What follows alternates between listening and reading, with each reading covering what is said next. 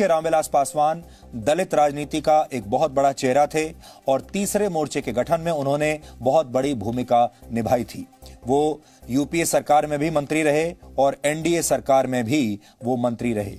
लोक जनशक्ति पार्टी की स्थापना करने वाले रामविलास पासवान भविष्य में होने वाली बड़ी राजनीतिक घटनाओं की भविष्यवाणी पहले ही कर दिया करते थे, ऐसा उनके बारे में कहा जाता है। इसलिए उन्हें कुछ लोग राजनीति का मौसम वैज्ञानिक भी कहा करते थे। लेकिन हाल ही में उनकी तबीयत ठीक नहीं चल रही थी और थोड़े दिन पहले ही उनकी एक सर्जरी हुई थी, हार्ट सर्जरी हुई थी, जिसके बाद ऐसा लगता है कि उनकी तबीयत बिगड़ गई। रामविलास पासवान ने देश की राजनीति में जो भूमिका निभाई उसका विश्लेषण आज हम आपके लिए करेंगे, क्योंकि दलित राजनीति का बहुत बड़ा चेहरा थे। और सबसे खास बात यह है कि अब से कुछ ही दिनों के बाद बिहार में चुनाव होने वाला है और बिहार में रामविलास पासवान एक बहुत बड़ी शक्ति के रूप में जाने जाते थे। हालांकि उनकी जो लोक जनशक्ति पार्टी थी, अब उन्होंने अपने पुत्र चिराग पासवान को उसका अध्यक्ष बना दिया था और थोड़े दिन पहले ही उन्होंने एक बहुत बड़ा फैसला लिया था एनडीए से बाहर जाने का। यानी उन्होंने ये फैसला लिया था कि वो बिहार में बीजेपी के साथ और जेडीयू के साथ गठबंधन में चुनाव नहीं लड़ेंगे, वो अलग चुनाव लड़ेंगे। ये एक बहुत बड़ा फैसला था जिसका बिहार की राजनीति पर काफी बड़ा असर आने वाले दिनों में पड़ सकता है। लेकिन चुनाव से ठीक पहले उनका इस तरह उनकी मृत्यु हो जाना, इसकी उम्मीद किसी ने नहीं की थी। और थोड़ी देर पहले उनके पुत्र चिराग पासवान ने खुद ट्वीट किया और इसकी जानकारी दी। हालांकि उनकी तबीयत पिछले काफी समय से ठीक नहीं चल रही थी। मुझे याद है जब 2019 में नरेंद्र मोदी की दूसरी सरकार जिस दिन शपथ ले रही थी, उस दिन मैं उनसे जब आखिरी बार मिला था, उस दिन भी रामविलास पासवान की तबीयत ठीक नहीं लग रही थी, काफी कमजोर लग रहे थे। तो पिछले काफी समय से ये सब चल रहा था उनके साथ, स्वास्थ्य को लेकर काफी परेशानियां चल रही थी और आज उन्होंने अपनी अंतिम सांस ली है। रामविलास पासवान के जाने का मतलब क्या है इस देश के लिए, दलित राजनीति के लिए, दलितों के लिए और बिहार की राजनीति के लिए, इसका विश्लेषण आज हम करेंगे और आने वाले दिनों में भी करते रहेंगे, क्योंकि उनकी कमी बहुत खलेगी, खास तौर पर बिहार के लोगों को बिहार की राजनीति में। इसके अलावा आज भारत के लोगों के लिए एक काली शाम है। लोग दुखी हैं क्योंकि आज शायद देश में पहली बार एक टीआरपी घोटाले का खुलासा हुआ है। वैसे तो हमारे देश में घोटाले होते ही रहते हैं, आप सबको भी घोटालों के बारे में सुनते सुनते अब आदत सी पड़ गई होगी, क्योंकि हमारे यहां हर महीने कोई ना कोई बड़ा घोटाला होता रहता है। लेकिन टीआरपी का घोटाला आपने इससे पहले कभी नहीं सुना होगा। आज दोपहर को मुंबई पुलिस के कमिश्नर परमवीर सिंह ने पूरे देश को चौंका दिया जब उन्होंने ये कहा कि टीआरपी से छेड़छाड़ के आरोप में मुंबई पुलिस ने 3 टीवी चैनलों के खिलाफ जांच शुरू कर दी है और इनमें से 2 टीवी चैनलों के जो प्रमोटर्स थे, मालिक थे, उन्हें गिरफ्तार भी कर लिया है। लेकिन सबसे बड़ा जो नाम सामने आया है इस घोटाले में, वो है रिपब्लिक टीवी का। ये वो न्यूज चैनल है जो देश का नंबर 1 न्यूज चैनल होने का दावा करता था और दावा झूठा नहीं था, वो सही दावा करता था, क्योंकि टीआरपी भी यही कहती है कि यह चैनल नंबर 1 है। आज वीरवार है, यानी थर्सडे है। सप्ताह में हर थर्सडे को, हर वीरवार को साप्ताहिक टीआरपी आती है। आज सुबह टीआरपी आई है और आज की जो टीआरपी आई है उसमें भी रिपब्लिक टीवी, चाहे वो अंग्रेजी का रिपब्लिक टीवी हो या फिर हिंदी का रिपब्लिक भारत हो, दोनों नंबर 1 हैं। लेकिन आज मुंबई पुलिस ने खुलासा किया कि यह टीआरपी नकली थी और इस टीआरपी को पैसे से खरीदा गया था। मुंबई पुलिस के अनुसार मुंबई में बहुत सारे परिवारों को हर महीने 500 रुपए देकर यह कहा जाता था कि वो अपने घर में लगे टीवी पर सिर्फ एक ही चैनल लगाकर रखें, यानी एक चैनल लगाकर छोड़ दें। और क्योंकि उन घरों में हर समय एक ही चैनल चलता रहता था, उस वजह से उस चैनल की टीआरपी बढ़ जाती थी। टीआरपी की इस चोरी की तुलना आप कैसे करेंगे? ये एक बहुत ही टेक्निकल शब्द है, तो हम आपकी जो परेशानी है इसे आसान करते हैं। टीआरपी की इस चोरी की तुलना आप बूथ कैप्चरिंग से कर सकते हैं। आपको याद होगा कुछ दशक पहले हमारे देश में जब चुनाव होते थे तो बूथ कैप्चरिंग हो जाती थी। वोटों के जो बूथ होते थे उन्हें लूट लिया जाता था। नेताओं के लिए जो महत्व वोटों का है, टीवी चैनलों के लिए वही महत्व टीआरपी का है। अब कल्पना कीजिए कि अगर कभी कोई ईवीएम हैक हो जाए तो देश में कितनी बड़ी खबर बनेगी।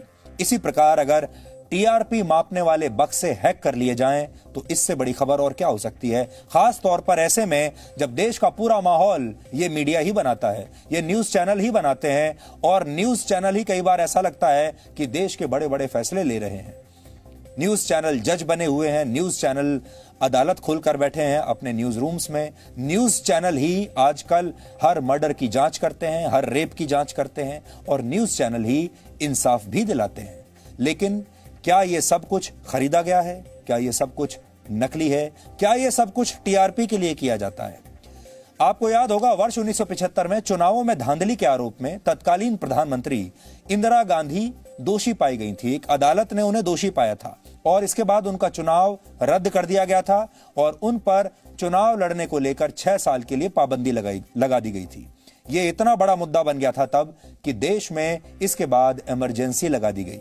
यानी धांधली चाहे चुनाव में हो या टीआरपी में हो, लोकतंत्र के लिए दोनों ही बहुत हानिकारक हैं। और शायद इसीलिए आज के बाद से आपका टीआरपी शब्द से ही भरोसा उठ जाएगा, टीआरपी एक अपशब्द लगने लगेगा। इसलिए आज हम आपको बताएंगे कि किन लोगों ने टीवी पत्रकारिता को इस हालत तक पहुंचा दिया और आत्मविश्लेषण के बाद कैसे मीडिया खुद को ज्यादा विश्वसनीय बना सकता है। और एक राय हमारे पास आपके लिए भी है कि आप हमारे देश में जो कुछ चल रहा है, यानी टीआरपी वाली जो पत्रकारिता चल रही है, उसे आप लोग, क्योंकि आप दर्शक हैं, आप कंज्यूमर हैं, आप हमारे कस्टमर हैं, आप कैसे उसकी सफाई कर सकते हैं, यह भी आज हम आपको बताने वाले हैं।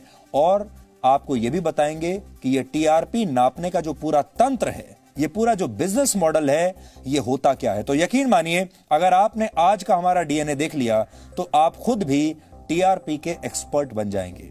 लेकिन सबसे पहले आज की तमाम बड़ी खबरें नॉनस्टॉप न्यूज में। केंद्रीय उपभोक्ता और खाद्य मंत्री रामविलास पासवान का आज दिल्ली के फोर्टिस एस्कॉट अस्पताल में निधन हो गया। रामविलास पासवान के बेटे चिराग पासवान ने ट्वीट करके ये जानकारी दी। चिराग पासवान ने लिखा, पापा अब आप इस दुनिया में नहीं हैं, लेकिन मुझे पता है आप जहां भी हैं हमेशा मेरे साथ हैं। 74 वर्ष के रामविलास पासवान पिछले कुछ महीने से अस्वस्थ थे। 3 अक्टूबर को ही उनका दिल का ऑपरेशन भी हुआ था। पब्लिक टीवी नेटवर्क पर टीआरपी के साथ छेड़छाड़ करने के आरोप लगे हैं। मुंबई पुलिस कमिश्नर परमबीर सिंह ने रिपब्लिक टेलीविजन पर आरोप लगाया है कि ये चैनल कुछ लोगों को हर महीने 400 से 500 रुपए का लालच देकर अपनी टीआरपी बढ़ा रहा था। एक नया रैकेट जो कि मुंबई पुलिस के हमारी क्राइम ब्रांच के हाथ लगा है, अनर्थ किया गया है। ये रैकेट है फॉल्स टीआरपी का। इस घोटाले का खुलासा टीआरपी बताने वाली एजेंसी बार्क से जुड़ी एक एजेंसी पर कार्रवाई से हुआ। मुंबई पुलिस के मुताबिक टीआरपी बताने वाली एजेंसी बार्क ने मुंबई में हंसा नाम की एजेंसी को टीआरपी कैलकुलेट करने की जिम्मेदारी दी थी। टीआरपी नापने के लिए मुंबई में करीब 2000 बैरोमीटर लगाए गए हैं, लेकिन हंसा के कुछ पूर्व कर्मचारी रिपब्लिक समेत 3 चैनल्स को देखने का सौदा करते थे। हंसा के पूर्व कर्मचारी विशाल भंडारी ने रिपब्लिक टीवी का नाम लिया। इस टीआरपी घोटाले को लेकर मुंबई पुलिस रिपब्लिक टीवी के editor in chief Arnab Goswami को पूछताछ के लिए बुला सकती है।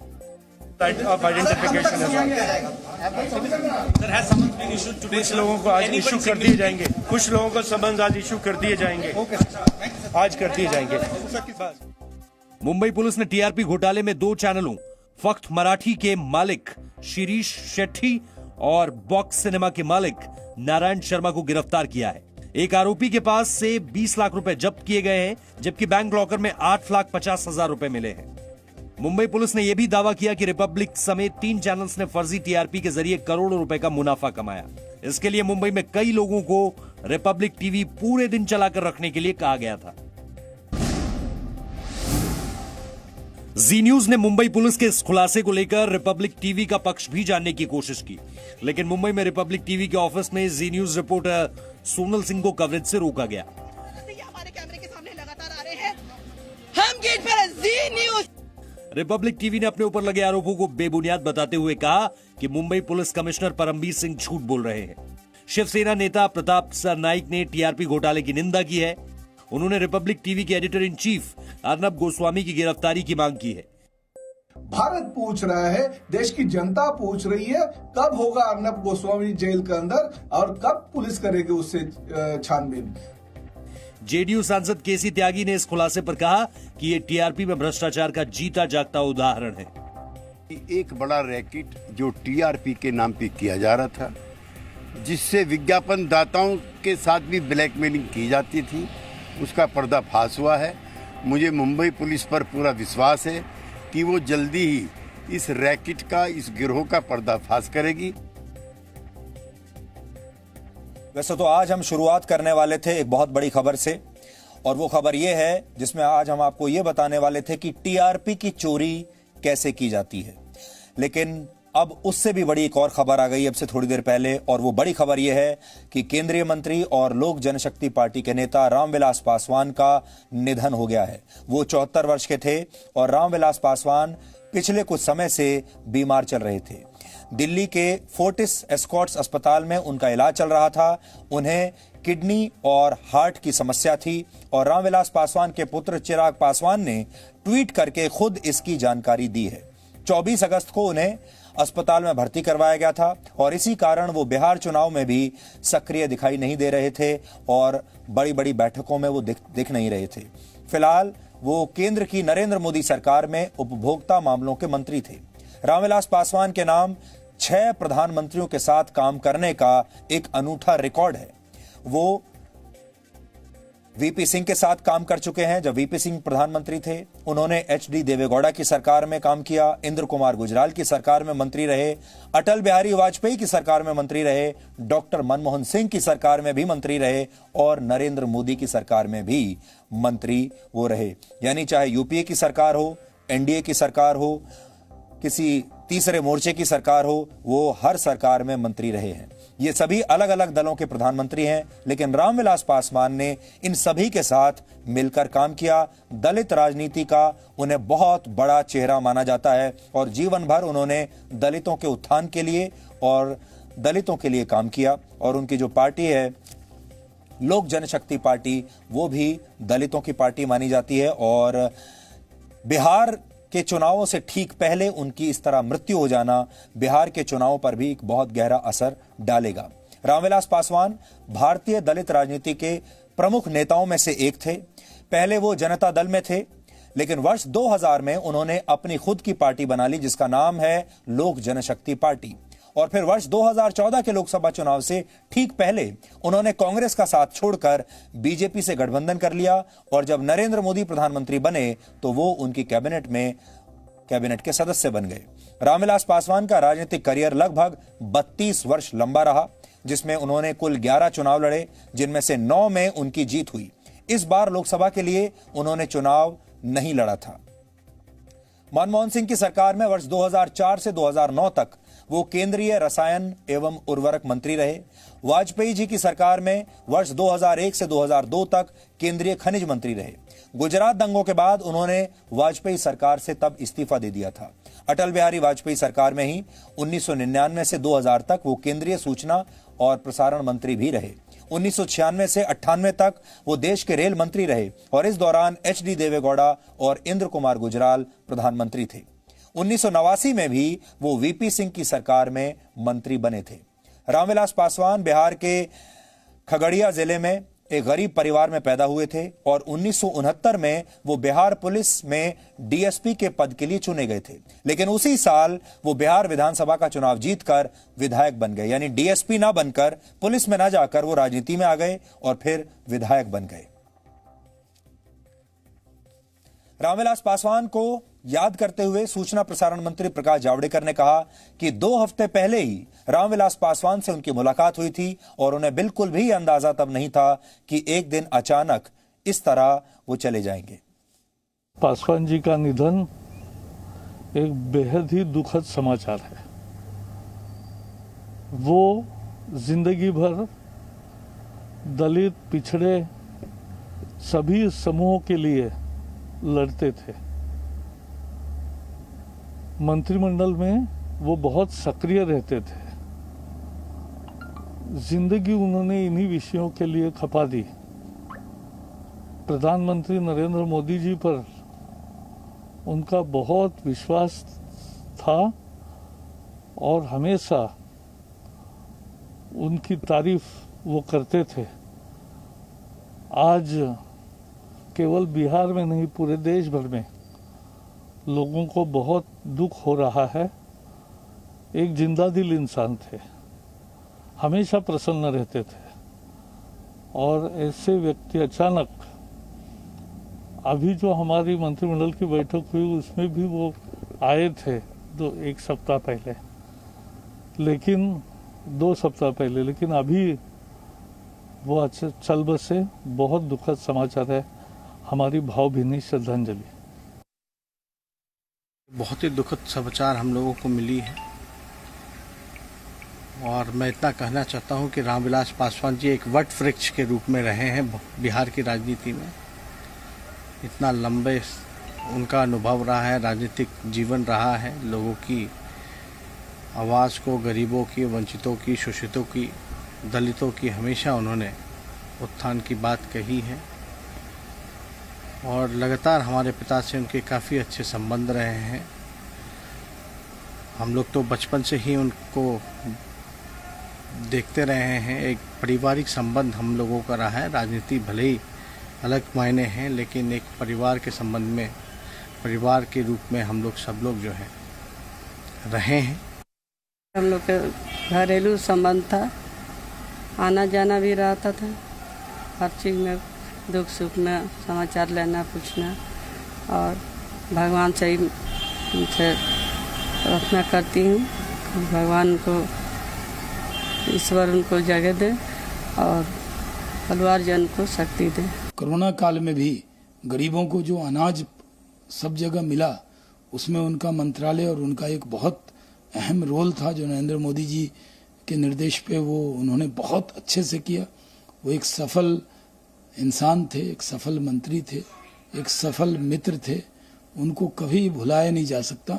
व्यक्तिगत तौर पर भी वो मुझसे इतना स्नेह करते थे कि मुझे लगता है कि मैंने अपने परिवार का कोई व्यक्ति खोया है। रामविलास जी, आप सदा याद रहेंगे। रामविलास पासवान की खास बात ये थी कि वो सभी लोगों में, चाहे वो उनके अपनी विचारधारा के लोग हों, अपनी पार्टी के लोग हों, अपने गठबंधन के लोग हों, या उनके विरोधी हों, या फिर मीडिया के लोग हों, वो सब में बहुत लोकप्रिय थे और हर वर्ग में उनके दोस्त थे। तो आज मुझे लगता है कि न सिर्फ राजनीति में जो लोग उन्हें जानते थे, चाहे वो उनके दोस्त रहे हों या उनके राजनीतिक दुश्मन रहे हों, वो सब बहुत दुखी होंगे। मीडिया में भी रामविलास पासवान बहुत लोकप्रिय थे, बहुत लोकप्रिय शख्सियत थे, और जब कभी वो अपने घर पर कोई समारोह करते थे, जिस तरह से लोग आते थे और जितनी बड़ी संख्या में लोग उनसे मिलने के लिए आते थे, वो इस बात का सबूत है कि वो कितने लोकप्रिय थे। एक बड़ी खबर है, इस खबर पर हम लगातार बने रहेंगे, आपको बताते रहेंगे जैसे जैसे इस खबर के बारे में हमें और ज्यादा अपडेट्स मिलेंगे। अब एक और बड़ी खबर आपको बताते हैं, क्योंकि आज भारत के लोगों के लिए, आप सब के लिए, जो हर रोज शाम को टीवी से चिपक जाते हैं, और आप सब लोग जो हर शाम को हमारे पास यानी न्यूज चैनल्स के पास आते हैं खबरें सुनने के लिए, खबरें सुनकर अपनी राय बनाते हैं किसी मुद्दे पर, उन सब के लिए आज एक काली शाम है। क्योंकि अगर मुंबई पुलिस की हम माने तो आप लोगों को ठग लिया गया है, आप लोगों के साथ धोखा हुआ है। देश के लोग आज दुखी हैं क्योंकि आज शायद देश में पहली बार एक टीआरपी घोटाले का खुलासा हुआ है। घोटाले तो हमारे देश में होते ही रहते हैं, भ्रष्टाचार से जुड़े हुए घोटाले, पैसे के घोटाले, घोटालों की हमें आदत सी पड़ गई है, लेकिन टीआरपी घोटाला पहली बार सुना है। आज दोपहर को मुंबई पुलिस कमिश्नर परमबीर सिंह ने पूरे देश को चौंका दिया जब उन्होंने कहा कि टीआरपी से छेड़छाड़ के आरोप में मुंबई पुलिस ने 3 टीवी चैनल्स के खिलाफ जांच शुरू कर दी है और इनमें से 2 चैनल्स के प्रोमोटर्स को गिरफ्तार भी कर लिया है। लेकिन इनमें सबसे बड़ा नाम है रिपब्लिक टीवी का। यह वो न्यूज चैनल है जो देश का नंबर 1 चैनल होने का दावा करता था, और यह दावा सही था क्योंकि टीआरपी भी यही कहती है कि यह न्यूज चैनल नंबर 1 है, चाहे वो अंग्रेजी का रिपब्लिक टीवी हो या फिर हिंदी में रिपब्लिक भारत हो। आज ही नई टीआरपी आई है क्योंकि हर थर्सडे को, हर वीरवार को साप्ताहिक टीआरपी रिलीज होती है, और आज जो टीआरपी आई है उसमें भी ये दोनों चैनल्स नंबर 1 हैं। आज मुंबई पुलिस ने खुलासा किया कि यह टीआरपी नकली थी और खरीदी हुई टीआरपी थी। मुंबई पुलिस के अनुसार मुंबई में बहुत सारे परिवारों को हर महीने 500 रुपए देकर यह कहा जाता था कि वो अपने टीवी पर सिर्फ एक ही चैनल लगाकर रखें, एक ही चैनल लगाकर छोड़ दें, घंटों तक वही चैनल चलता रहे। यह खुलासा वीरवार के दिन हुआ है। वीरवार हफ्ते का वो दिन होता है जब टीवी चैनलों की टीआरपी आती है, और आज के दिन जो टीआरपी आई है, आज के दिन हुई टीआरपी की इस चोरी की तुलना आप बूथ कैप्चरिंग से कर सकते हैं। नेताओं के लिए जो महत्व वोटों का होता है, टीवी चैनल्स के लिए वही महत्व टीआरपी का होता है। बॉक्स ऑफिस कलेक्शन का जो महत्व फिल्म स्टार्स के लिए होता है जब उनकी फिल्में रिलीज होती हैं, वही महत्व टीवी चैनल्स के लिए टीआरपी का होता है। कल्पना कीजिए कि अगर कभी कोई ईवीएम हैक हो जाए इस देश में तो कितनी बड़ी खबर बनेगी। इसी प्रकार अगर टीआरपी मापने वाले बक्से हैक कर लिए जाएं तो इससे बड़ी खबर आज की दुनिया में क्या होगी। एक अंदाजा आप लगाकर देखिए। एक उदाहरण आपको देते हैं। वर्ष 1975 में चुनावों में धांधली के आरोप में तत्कालीन प्रधानमंत्री इंदिरा गांधी तब दोषी पाई गई थी। उनका चुनाव रद्द कर दिया गया था और उन पर चुनाव लड़ने को लेकर 6 साल की पाबंदी लगा दी गई थी। यह इतना बड़ा मुद्दा बन गया था कि उस समय देश में इमरजेंसी लगा दी गई। यानी धांधली चाहे चुनावों में हो या टीआरपी में हो, लोकतंत्र के लिए दोनों ही बहुत हानिकारक हैं। और शायद इसीलिए आज के बाद से आपका इस टीआरपी शब्द से भरोसा उठ जाएगा और आपको टीआरपी शब्द शायद एक अपशब्द लगने लगेगा। ये एक बहुत बड़ी खबर है। लेकिन आज जिस शख्स ने यह पूरा पर्दाफाश किया है, आज जिस शख्स ने पूरे देश को चौंका दिया है, उस शख्स का नाम है मुंबई के पुलिस कमिश्नर परमबीर सिंह, जिन्होंने आज मीडिया के सामने खुलासा किया। उनसे बेहतर कोई और नहीं बता सकता। इसलिए सीधे हम मुंबई चलते हैं परमबीर सिंह के पास। परमबीर सिंह जी, आपका बहुत बहुत स्वागत है। धन्यवाद। आज जो खुलासा आपने किया, पूरा देश उससे हैरान है, चौंक गया है पूरा देश। इससे पहले हमने बैंकों को लुटते हुए देखा है, घरों में चोरी होते हुए देखी है, तमाम तरह की चोरियां हमने देखी हैं, बैंकों में फ्रॉड होते हुए देखे हैं। लेकिन ये जो टीआरपी चोरी का मामला आया है, ये देश ने पहली बार देखा है। और मुझे लगता है कि आप शायद पहले पुलिस कमिश्नर होंगे और आपकी फोर्स पहली पुलिस फोर्स होगी जिसने इस टीआरपी स्कैम का खुलासा किया है। तो आप थोड़ा पूरे देश को बताइए, कैसे आपने इसका खुलासा किया, कैसे इन्वेस्टिगेशन किया, कैसे आप यहां तक पहुंचे, क्योंकि ये बहुत ही टेक्निकल मामला है।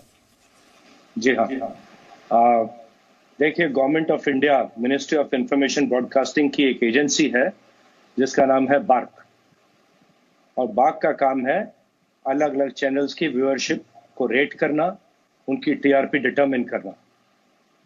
और इस काम में मदद करने के लिए बार्क ने अपॉइंट किया हुआ था हंसा नाम की एक एजेंसी को।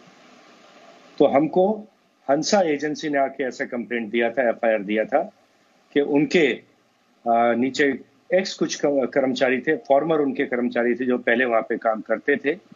वो वहां से उनका जो कस्टमर डेटाबेस था उसको लेके चुरा कर जब वो नौकरी छोड़े उस डेटाबेस को साथ ले गए थे। उस कस्टमर डेटाबेस का इस्तेमाल आज किया जा रहा है। और यहाँ कस्टमर डेटाबेस का मतलब एक्सप्लेन करना चाहूँगा मैं। इसका मतलब होता है कि पूरे हिंदुस्तान में करीब 30,000 बैरोमीटर हंसा और बार्क ने मिलकर अलग लोगों के घरों में लगाए हैं। अकेले मुंबई में करीब 2,000 इस प्रकार के बैरोमीटर लगाए गए हैं। और इस बैरोमीटर जिन घरों में लगे होते हैं वो कौन से चैनल को कितनी देर के लिए देख रहा है, उसके हिसाब से टीआरपी डिसाइड की जाती है। और टीआरपी पूरी व्यूअरशिप पे नहीं की जाती, सिर्फ ये 30,000 या ये 2,000 जो मीटर लगे हुए हैं उसके बेसिस पे ये टीआरपी देखी जाती है।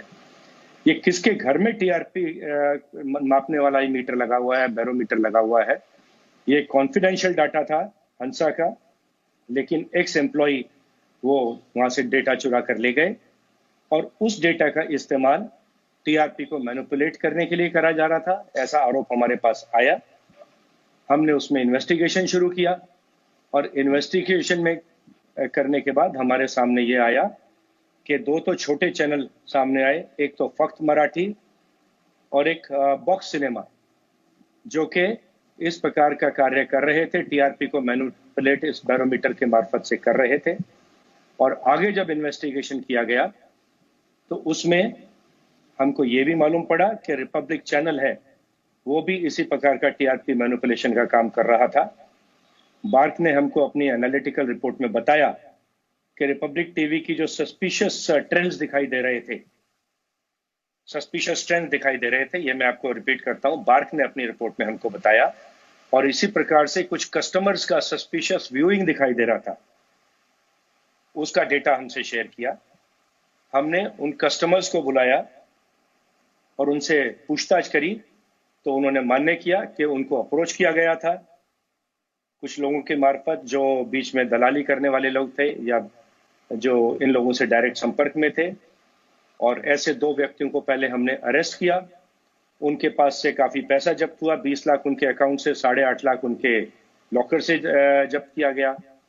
और इन कस्टमर्स ने हमको ये भी बताया कि उनको हर महीना कुछ 400-500 रुपया दिया जाता था एक ही चैनल को लगातार लगाए रखने के लिए, वो घर में हो या ना हो, इसी चैनल को चलता रखना चाहिए। और अगर वो इंग्लिश जानते हैं नहीं जानते तब भी इंग्लिश का चैनल लगाए रखिए। तो इसका डायरेक्ट अर्थ ये था कि टीआरपी को मैनिपुलेट किया जा रहा था। उसका जो बैरोमीटर नापता था कि कौन व्यक्ति कितनी देर कौन सा चैनल देखता है, उसको मैनिपुलेट किया जा रहा था। लेकिन इसका जो सबसे इंपॉर्टेंट पहलू है कि जो टीआरपी है ये डायरेक्टली ट्रांसलेट होती है एडवर्टाइजमेंट रेवेन्यू में। आपका एडवर्टाइजमेंट का रेट कितना रहेगा, कितना आप रेवेन्यू अर्न करेंगे, ये एडवर्टाइजर्स टीआरपी के बेसिस पे डिसाइड करते हैं। सो अगर आप टीआरपी को मैनिपुलेट कर रहे हैं तो सबसे बड़ी बेईमानी तो एडवर्टाइजर्स के साथ है। दूसरा, अगर एक चैनल बेईमानी करके टीआरपी गेन कर रहा है, वो दूसरे चैनल को नुकसान करके at the cost of other channel TRP can be gained. तो एक बेनिफिशियरी था अनड्यू और एक को अनड्यू लॉस करा जा रहा था दूसरे चैनल को। सभी चैनल, आपके जैसे चैनल भी इसमें नुकसान उठा रहे थे इस फॉल्स टीआरपी रैकेट का। तो इस जरिए से फॉल्स टीआरपी जनरेट करके उन्होंने अपनी टीआरपी बढ़ाई, जो 3 चैनल का मैंने नाम लिया, और उसके जरिए उन्होंने एडवर्टाइजमेंट का रेवेन्यू जनरेट किया। और जो रेवेन्यू का एक्स्ट्रा जनरेट किया गया वो हमारा प्रोसीड ऑफ क्राइम माना जाएगा। उसी दिशा में हमारा आगे का इन्वेस्टिगेशन चल रहा है। जी परमवीर जी, अब जो रेवेन्यू जनरेट किया गया, जिस तरफ आपने इशारा किया है, वो तो उस चैनल के बैंक अकाउंट में होगा और उसमें वो रेवेन्यू आया है एडवर्टाइजर से चैनल के बैंक अकाउंट में। तो क्या इसके आगे की कार्रवाई ये हो सकती है कि आप बैंक अकाउंट्स को सीज करेंगे? इसके आगे क्या होगा? तो सब अवश्य बैंक अकाउंट्स को हम इन्वेस्टिगेट तो करेंगे, सीज या फ्रीज करने की कार्रवाई बाद में आती है। और जो एडवर्टाइजर्स हैं उनका इसके बारे में क्या कहना है, उनसे भी इसके बारे में पूछताछ की जाएगी। उनको जानकारी थी या उनको मैनिपुलेट करके, उनको झूठी फिगर्स दिखाकर उनके साथ वो विक्टिम्स हैं क्या, उनको भी बुला के पूछताछ की जाएगी। और चैनल में जो ये हमने 3 चैनल्स के नाम लिए, इनमें कौन व्यक्ति इसके लिए जवाबदार है, उसका इन्वेस्टिगेशन किया जाएगा। कुछ व्यक्तियों को समन किया जाएगा और ये रिपब्लिक चैनल में भी किस लेवल के व्यक्ति इस रैकेट में इन्वॉल्व थे, उनको हम इन्वेस्टिगेट अवश्य करेंगे। जी परमवीर जी, आपको क्या ऐसा लगता है कि ये मैनिपुलेशन इस स्तर पर हो रही थी कि कोई चैनल, रिपब्लिक जैसा चैनल, अचानक नंबर 1 हो जाए? क्योंकि हम ये देख रहे थे दोनों चैनल, उनके अंग्रेजी और हिंदी, वो नंबर 1 है और आज जो रेटिंग आई है उसमें भी वो नंबर 1 है। लेकिन दूसरी बात जो विरोधाभास है वो ये है कि पूरे देश में जिस तरह का कंटेंट वो दिखा रहे थे उसको देखकर भी बहुत सारे दर्शकों में असंतोष था। और ये था कि ये जो कंटेंट है ये ऐसा कैसे हुआ कि ये कंटेंट दिखाकर कोई चैनल नंबर 1 हो सकता है? तो आपको लगता है कि ये मैनिपुलेशन इतने बड़े लेवल की थी कि ये किसी चैनल को एकदम नंबर 1 पर ले जाए? देखिए, अभी तो हमको कुछ लिमिटेड नंबर ऐसे कस्टमर्स का मिला था जिनके पास सस्पिशियस एक्टिविटी देखी गई थी। उनको बुलाकर जब उनसे पूछताछ की गई तो ये सामने आया कि ये हकीकत है, उनको मैनिपुलेट किया गया था टीआरपी मैनिपुलेशन के लिए। और जो टोटल टीआरपी के बैरोमीटर्स लगाए गए हैं पूरे देश में सिर्फ 30,000 है। मुंबई जैसे शहर में 2,000 से कुछ कम है। अगर आप 50, 60, 100 बैरोमीटर्स को भी आप मैनिपुलेट कर लेते हैं मुंबई जैसे शहर में, उसका असर आपकी टीआरपी रेटिंग पे बहुत बड़ा पड़ता है। तो किस हद तक किया जा रहा था, कितने बैरोमीटर्स को मैनिपुलेट कौन सा चैनल कर रहा था, ये हमारा सब्जेक्ट ऑफ इन्वेस्टिगेशन रहेगा। लेकिन कुछ जो कस्टमर्स थे उन्होंने ऑलरेडी एडमिट कर लिया है कि उनको पैसा दिया गया सर्टेन टेलीविजन चैनल देखने के लिए, वो देख रहे हों या ना देख रहे हों, लेकिन उस चैनल को ऑन अवश्य रखा जाए अपने टेलीविजन सेट्स पर। क्या आपको ऐसा लगता है कि ये बिजनेस मॉडल मुंबई के बाहर भी चल रहा होगा, यानी महाराष्ट्र के दूसरी जगहों पर या देश में दूसरी जगहों पर? अगर मुंबई में चल रहा है तो मुझे लगता है कि अवश्य ही ये ना केवल महाराष्ट्र में, बाकी देश के अन्य क्षेत्रों में, अन्य सिटीज में, पूरे देश में भी इस प्रकार का रैकेट चल रहा होगा। जी परमवीर जी, मैं तो आपको बहुत समय से जानता हूं और मैं ये भी जानता हूं कि आप दबाव में आने वाले अफसर नहीं हैं, लेकिन हमारे देश में ये माना जाता है कि मीडिया पर हाथ डालना थोड़ा सा मुश्किल माना जाता है, और ख़ास तौर पर अगर कोई बहुत सेंसिटिव केस हो तो पुलिस वाले भी 50 बार सोचते हैं कि कहीं हाथ डालना है या नहीं डालना है। तो आपसे मैं ये डायरेक्ट सवाल पूछना चाहता हूं कि आपके ऊपर कभी कोई ऐसा दबाव आपने महसूस किया? क्योंकि आपने ये भी बहुत बड़ा सेंसिटिव मुद्दा है जो अभी आपने डील किया है, और इससे पहले सुशांत का मुद्दा भी बहुत सेंसिटिव था, और वहां पर भी आपने जो आपने पहले दिन कहा आप उसी पर लगातार उसी अपने पॉइंट ऑफ व्यू पर बने रहे। अभी 2 दिन पहले भी आपने इंटरव्यू में वही बात कही जो आप 4 महीने पहले कह रहे थे। तो मैं दबाव के बारे में आपसे पूछना चाहता हूं, these 4 months must have been very tough for you. नहीं, एक्चुअली इतने दबाव वाले हमारे लिए नहीं थे। हमने एक प्रोफेशनल इन्वेस्टिगेशन किया था, हमारी टीम एक प्रोफेशनल टीम थी, और हमने एक अपनी जो प्रोग्रेस रिपोर्ट, जो कि एक कॉन्फिडेंशियल रिपोर्ट थी, सील्ड एनवेलप में ऑनरेबल सुप्रीम कोर्ट को हमने सबमिट की थी। ऑनरेबल सुप्रीम कोर्ट ने हमारी इन्वेस्टिगेशन रिपोर्ट देखकर उस पर अपना सेटिस्फेक्शन व्यक्त किया था, कहा था उसमें कोई गलती या कमी दिखाई नहीं देती। उसके बाद बिहार का इन्वेस्टिगेशन सीबीआई को ट्रांसफर किया गया था, लेकिन हमसे कहा था कि हम अपना एटीआर का इन्वेस्टिगेशन जारी रख सकते हैं। तो जब एक बार हमारे इन्वेस्टिगेशन पे ऑनरेबल सुप्रीम कोर्ट की मोहर लग गई थी, उन्होंने कहा था कि उसमें कोई कमी नहीं मिली उनको, तो हमें लगता था कि ये लोग जानबूझ के एक एजेंडा के तहत ये सब चला रहे हैं। मोटिवेटेड एक कैंपेन है मुंबई पुलिस को बदनाम करने के लिए, हमारे इन्वेस्टिगेशन को डिस्क्रेडिट करने के लिए। लेकिन जैसा हमने कहा कि हमें पूरा विश्वास था अपने प्रोफेशनल इन्वेस्टिगेशन पे, अपनी फोर्स के ऊपर। लेकिन सबसे अनफॉर्चुनेट बात है कि ये पूरे प्रयत्न मुंबई पुलिस को डिमोरलाइज करने के, मुंबई पुलिस को डिस्क्रेडिट करने के ऐसे समय पे किए गए जबकि हमारी पुलिस एक युद्ध लड़ रही थी, एक लड़ाई लड़ रही थी कोविड के साथ, कोरोना के साथ। इस कोविड में मेरे 6000 से अधिक कर्मचारी अधिकारी, उनको कोविड हुआ, मेरे 85 लोग शहीद हुए इस लड़ाई में। तो फोर्स का मोराल बढ़ाने की बजाय उसको डिमोरलाइज करने की कोशिश एक ही बहुत ही भयानक डिजाइन था। मैं नहीं कहता कि मेरी फोर्स डिमोरलाइज हुई, लेकिन इस प्रकार का प्रयास अवश्य किया गया। जो ये भी इन्वेस्टिगेशन है, हमने अभी शुरुआत की है, एविडेंस हमको प्राप्त हो गई है, प्रेमा फेसाई कुछ एविडेंस मिली है कुछ लोगों के खिलाफ। कुछ और भी चैनल्स मैं कह सकता हूं सामने आएंगे, उनके नाम, अगर उनके बारे में एविडेंस मिलेगी तो मैं ये भी रूल आउट नहीं करता। लेकिन प्योरली हमारा जो इन्वेस्टिगेशन रहेगा वो इन्वेस्टिगेशन एविडेंस बेस्ड रहेगा, और प्रेशर में तो हम आने वाले नहीं हैं, ना हम पे कोई प्रेशर है। कुछ लोग अवश्य जो इसमें विक्टिम है या जो इसमें आरोपी हैं, वो हम पे प्रेशर लाने की कोशिश, कुछ शोर मचाया जा रहा है। जी, मैंने आज ही शाम को मैंने देखा कि जो लोग आरोपी हैं अब वो सीधे उल्टा आपके ऊपर आरोप लगाना शुरू कर दिया है, उन्होंने एक दबाव बनाना शुरू कर दिया है, बदले की भावना हो रही है, यानी विक्टिम कार्ड प्ले करना शुरू कर दिया है। वो ऑलरेडी शुरू हो चुका है। क्या आप इस लड़ाई के लिए भी तैयार हैं? तो पुलिस में जिस दिन नौकरी की थी लड़ाई लड़ने के लिए, तो नौकरी की थी, लड़ाई से तो हम डरते नहीं, पीछे नहीं हटते। लेकिन कौन सा आरोपी है जो कभी भी मानता है कि उसने आरोप किया है, उसने गुनाह कबूल किया है? करता है कभी कोई? तो डिफेंड करते हैं लोग अपने आप को, लेकिन हम तो purely professional evidence based investigation जारी है। प्रोफेशनल इन्वेस्टिगेशन करेंगे, ना किसी को टारगेट करेंगे, ना किसी को स्पेयर करेंगे। एंड जो भी हमारा इन्वेस्टिगेशन है वो कोर्ट के सामने एविडेंस सबमिट की जाती है। So it will be a very very transparent and honest investigation, and we will take it to logic. We have 3 months to investigate the matter. We'll take it to logical conclusion. जी, आपसे आखिरी सवाल ये है, कहते हैं एक गंदी मछली पूरे तालाब को गंदा कर देती है। अब हम सब लोग, यानी जितने टीवी चैनल्स हैं, न्यूज चैनल हैं, लोग हमारे पास आते हैं विश्वास करके। अब आज आपने जो खुलासा किया है उससे ना सिर्फ एक चैनल पर फर्क पड़ेगा, उससे बाकी के चैनल्स पर भी फर्क पड़ेगा और उससे जो टीआरपी नाम का ये जो बिजनेस मॉडल है इस पर भी लोग शक करने लगेंगे। तो क्या आपको लगता है कि पूरी इंडस्ट्री को ही करेक्शन की जरूरत है, क्योंकि जो इंफॉर्मेशन इस समय आपके पास है वो हमारे पास भी नहीं होगी, आपको सब पता होगा कि अंदर क्या चल रहा है इस पूरे बिजनेस मॉडल में, उसके बारे में आप बताना चाहेंगे? तो इस प्रकार की जानकारी, इस प्रकार का मैनिपुलेशन, इस प्रकार का टीआरपी मैनिपुलेशन, इस प्रकार का बिजनेस मॉडल, इस प्रकार की जानकारी बहुत ही कम चैनल्स के विरुद्ध हमको प्राप्त हुई है। ऐसा मैं नहीं कहता कि और किसी के चैनल के विरुद्ध इसके आगे से नहीं आ सकती, लेकिन मुझे नहीं लगता कि ये इंडस्ट्री वाइड प्रॉब्लम है, लिमिटेड है।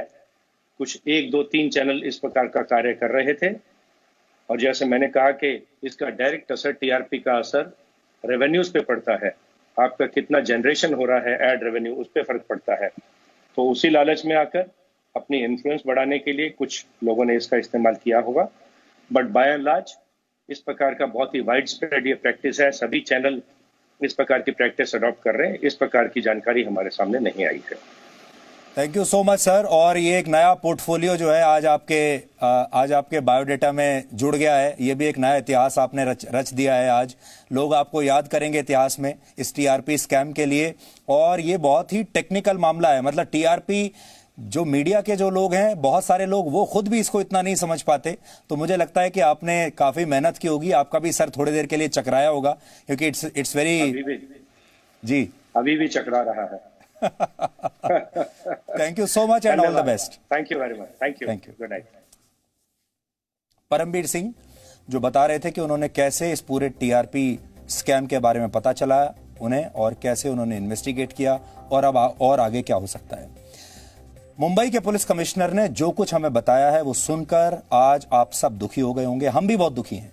मीडिया का एक हिस्सा होने के नाते हमें भी काफी धक्का लगा, बहुत दुख पहुंचा हमें भी, क्योंकि मीडिया जिसे लोकतंत्र का चौथा स्तंभ कहा जाता है, उस स्तंभ को आज टीआरपी की दीमक खा गई। आपको याद है हमने 2-3 दिन पहले आपको यही डायग्राम दिखाया था, यही चार्ट दिखाया था और हमने कहा था कि मीडिया जो चौथा स्तंभ है लोकतंत्र का, वो कमजोर हो रहा है।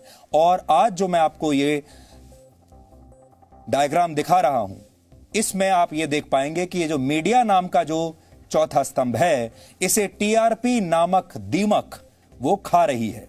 जो न्यूज चैनल इस स्तंभ को खंडित होने से बचाने का दावा करते थे, वो खुद आज इस स्तंभ को टीआरपी वाले हथौड़े से तोड़ते हुए रंगे हाथों पकड़े गए हैं। भारत में करीब 20 करोड़ परिवार टेलीविजन पर न्यूज देखते हैं, आपके जैसे जो इस समय हमें टीवी पर देख रहे हैं। और भारत के 100 करोड़ लोग अपने अपने स्मार्टफोन्स पर न्यूज के जरिए ये पता लगाना चाहते हैं कि देश में क्या चल रहा है। पत्रकार हमारे जैसे जो लोग होते हैं, हम जो एंकर हैं, हम एंकर हैं, न्यूज एंकर हैं, हम एक्टर नहीं हैं। पत्रकार फिल्म प्रोड्यूसर नहीं होता, इसलिए पत्रकार एक्टिंग नहीं करता, बल्कि आपको सच दिखाता है।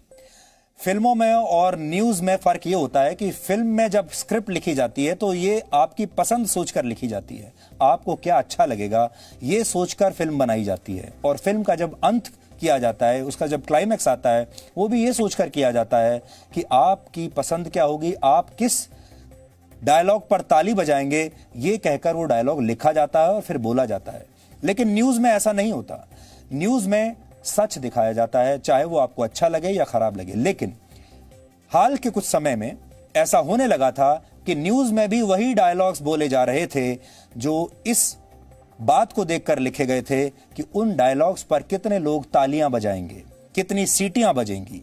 और न्यूज चैनल के जो एडिटर थे वो फिल्म के प्रोड्यूसर और डायरेक्टर की तरह काम करने लगे थे। आज देश के 130 करोड़ लोगों के साथ हवा के रास्ते यानी एयरवेव्स के रास्ते एक बहुत बड़ा धोखा हुआ है। मुंबई पुलिस की जांच में अब तक क्या सामने आया है यह हम आपको थोड़ी देर में बताएंगे, लेकिन पहले आपको इन आरोपों की गंभीरता को समझना होगा। ये बहुत गंभीर आरोप हैं। कुछ दिनों पहले हमने आपको बताया था कैसे सोशल मीडिया पर बहुत आराम से फेक फॉलोअर्स और फेक लाइक्स खरीदे जा सकते हैं। ये बात हमने आपको टेलीविजन के माध्यम से बताई थी, लेकिन आज हमें ये कहते हुए बहुत अफसोस हो रहा है कि अब फेक फॉलोअर्स और फेक लाइक्स इंटरनेट पर खरीदने का काम कुछ न्यूज चैनल्स भी कर रहे हैं। यानी आज हमारे देश ने फेक फॉलोअर्स से फेक टीआरपी तक का सफर तय कर लिया है। इससे पहले इंटरनेट पर फेक फॉलोअर्स खरीदे जाते थे, अब टीवी पर फेक टीआरपी खरीदी जा रही है और इस सफर पर गर्व करने जैसा कोई बात नहीं है। आपने देखा होगा लगभग हर न्यूज चैनल और हर न्यूज एंकर खुद को नंबर 1 बताता है। आजकल आपने देखा होगा, आप जिस भी चैनल पर जाएंगे हर चैनल यही तो दावा करता है कि वो नंबर 1 है।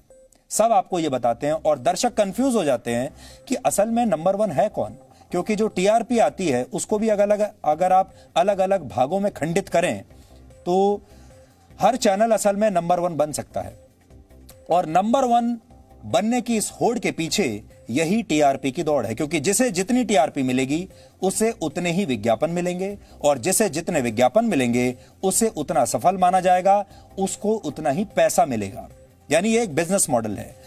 पहले आपने दर्शक जुटाए, नकली या असली कुछ भी हो सकता है, फिर आपने टीआरपी ली, टीआरपी को बाजार में बेचा जाता है। यानी अब आप ऐसा समझ लीजिए कि जब आप कोई चैनल देखते हैं उससे उस चैनल की टीआरपी बढ़ती है, उस टीआरपी को बाजार में विज्ञापनकर्ताओं के सामने बेचा जाता है।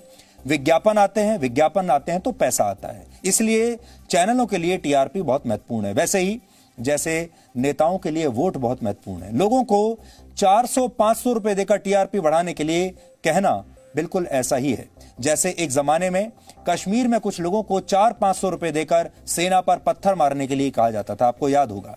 यानी ये टीआरपी का नया बिजनेस मॉडल है जिसमें टीआरपी की सेल भी है और टीआरपी की चोरी भी है। टीआरपी की सेल लगी हुई है, खरीदने वाले खरीद रहे हैं और चोरी भी कर रहे हैं।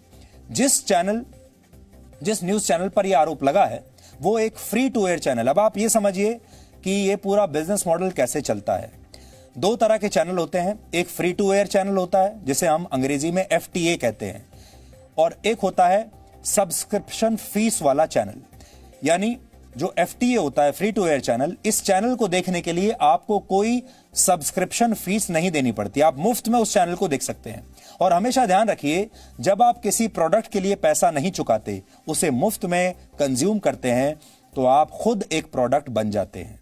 आपकी पसंद और नापसंद की नीलामी होने लगती है, आपकी वहां मौजूदगी की नीलामी होने लगती है और आपको एक तरफा खबरों का नशा करने पर मजबूर कर दिया जाता है।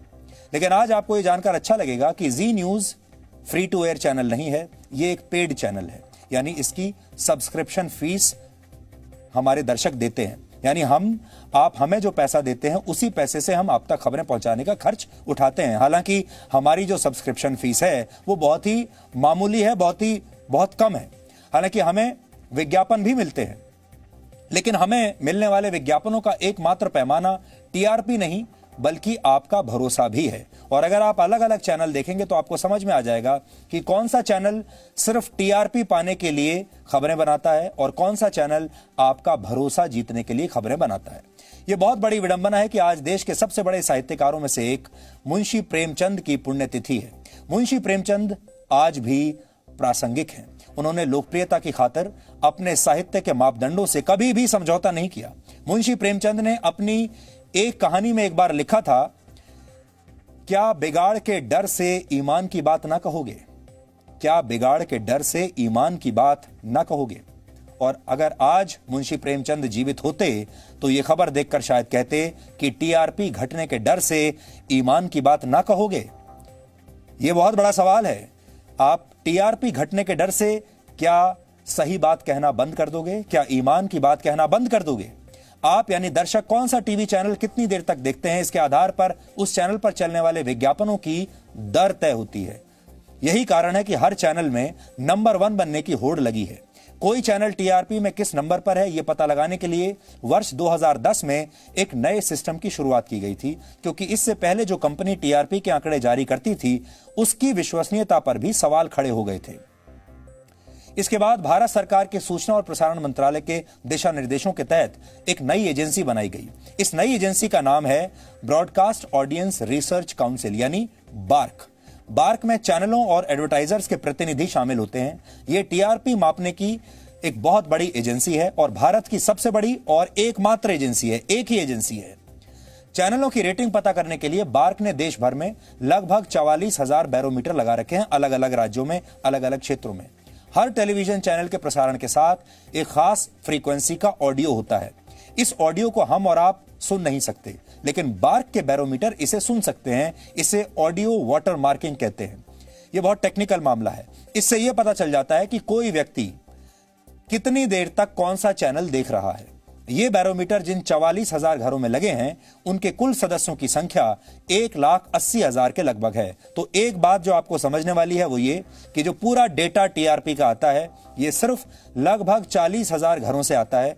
इस 135 करोड़ लोगों के देश में सिर्फ 40,000 घर, सोचिए, यानी 135 करोड़ आबादी वाले देश के लोग कौन सा चैनल देखते हैं, इसका अनुमान लगाने के लिए जो सैंपल है वो हमारी जनसंख्या का मात्र 0.01% है। 0.01%, यानी 7,500 में से सिर्फ एक आदमी के ऊपर यह सैंपलिंग होती है। ये 1,80,000 लोग, सोचिए, 135 करोड़ लोगों के देश में 1,80,000 लोग जो चैनल और जो प्रोग्राम देखते हैं, उसी आधार पर यह मान लिया जाता है कि कौन सा चैनल किस नंबर पर है।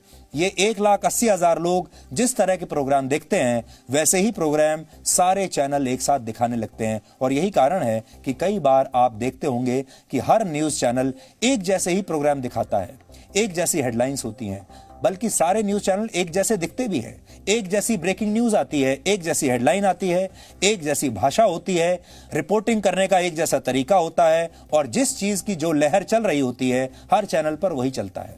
कभी सारे चैनलों पर कॉमेडी के शो दिखाए जाने लगते हैं। एक समय ऐसा भी था जब हर चैनल अपराध से जुड़ी खबरों को बड़ा चढ़ाकर दिखाता था, क्योंकि उसी में टीआरपी मिलती थी, ताकि ज्यादा से ज्यादा लोग देखें। ये एक तरह की व्यापारिक मजबूरी है, क्योंकि इससे चैनलों के विज्ञापनों की दर तय होती है।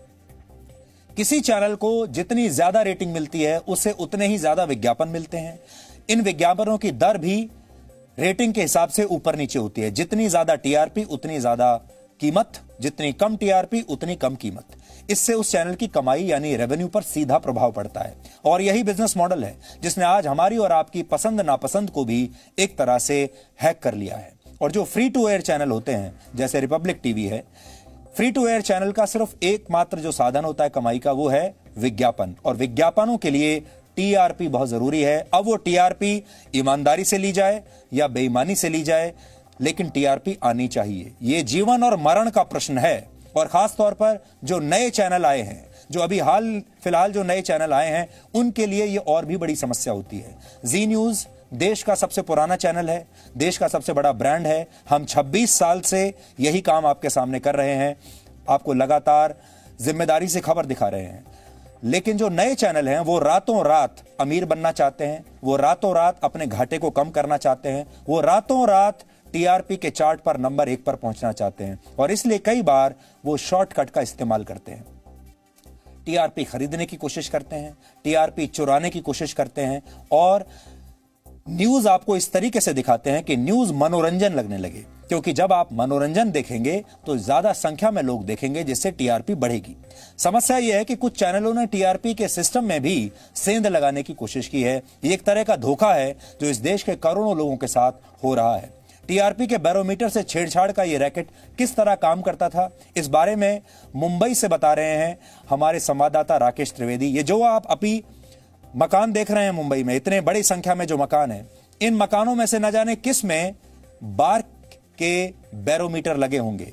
न जाने किस मकान में यह सेटिंग हो चुकी होगी कि उस मकान में किसी खास चैनल को पैसा देकर चलाकर छोड़ दिया गया होगा, और उसकी रेटिंग यहीं कहीं से आ रही होगी, लेकिन आपको और हमको कभी पता नहीं चलेगा। और हम ये सोचते रहेंगे कि इस चैनल की खबरों को देखकर लोग प्रभावित हो रहे हैं। कि हम जो आपको डेमो बता रहे हैं, ये सिर्फ आपकी जानकारी के लिए, आपको समझाने के लिए है। ये कोई असली लोकेशन बैरोमीटर की नहीं है, क्योंकि हम खुद भी नहीं जानते कि बैरोमीटर कहाँ इंस्टॉल है। मुंबई भर की अगर बात करें तो मुंबई में 2000 से ज्यादा जगहों पर बैरोमीटर इंस्टॉल किए गए हैं। दरअसल ये बैरोमीटर होता क्या है? ये बैरोमीटर आपके सेट टॉप बॉक्स के साथ जुड़ी हुई एक और मशीन होती है, जो लगातार ये मॉनिटर करती है कि आप दिन भर किस चैनल को कितने समय तक देख रहे हैं। अब ऐसे में ये एजेंसी क्या करती हैं, इन्हें ये लोकेशन पता होता है कि आखिर ये बैरोमीटर्स कहाँ लगे हुए हैं। ये उन घरों में जाते हैं जहां पर ये बैरोमीटर लगे गए हैं, और वहां जाकर के उन लोगों को पैसे देते हैं, 500 से 1000 रुपए देते हैं और उनसे कहते हैं कि वो कोई एक निजी चैनल लगातार दिन भर चालू रखें ताकि बैरोमीटर में यही डेटा रिकॉर्ड हो कि आप इसी चैनल को देख रहे हैं जिसको आपने यहां पर चालू रखा है। तो आज जो कुछ हुआ है उसके बाद टीआरपी जो भी कहती है उससे लोगों का भरोसा शायद हमेशा के लिए उठ जाएगा। तो क्या टीआरपी नकली होती है? टीआरपी लेने के फॉर्मूले क्या क्या होते हैं? अब हम 3 मिनट का एक छोटा सा ब्रेक ले रहे हैं, सिर्फ 3 मिनट आप इंतजार कीजिए और उसके बाद हम आपको यह बताएंगे जिस जमाने में टीआरपी मापने का कोई सिस्टम था ही नहीं, कोई पैमाना ही नहीं था, उस जमाने में जी न्यूज को विज्ञापन कैसे मिलते थे। क्योंकि जब जी टीवी लॉन्च हुआ था, ये हम बात कर रहे हैं 1992, 93, 94 की, उस जमाने में एक ही चैनल था और टीआरपी मापने का ना तो कोई टेक्नोलॉजी थी ना ही कोई एजेंसी थी। उस जमाने में टीआरपी के बारे में कैसे पता चलता था और विज्ञापन कैसे मिलते थे, एक बहुत दिलचस्प कहानी है जिसकी शुरुआत जी टीवी ने ही की थी। ये कहानी हम आपको बताएंगे इस ब्रेक के बाद।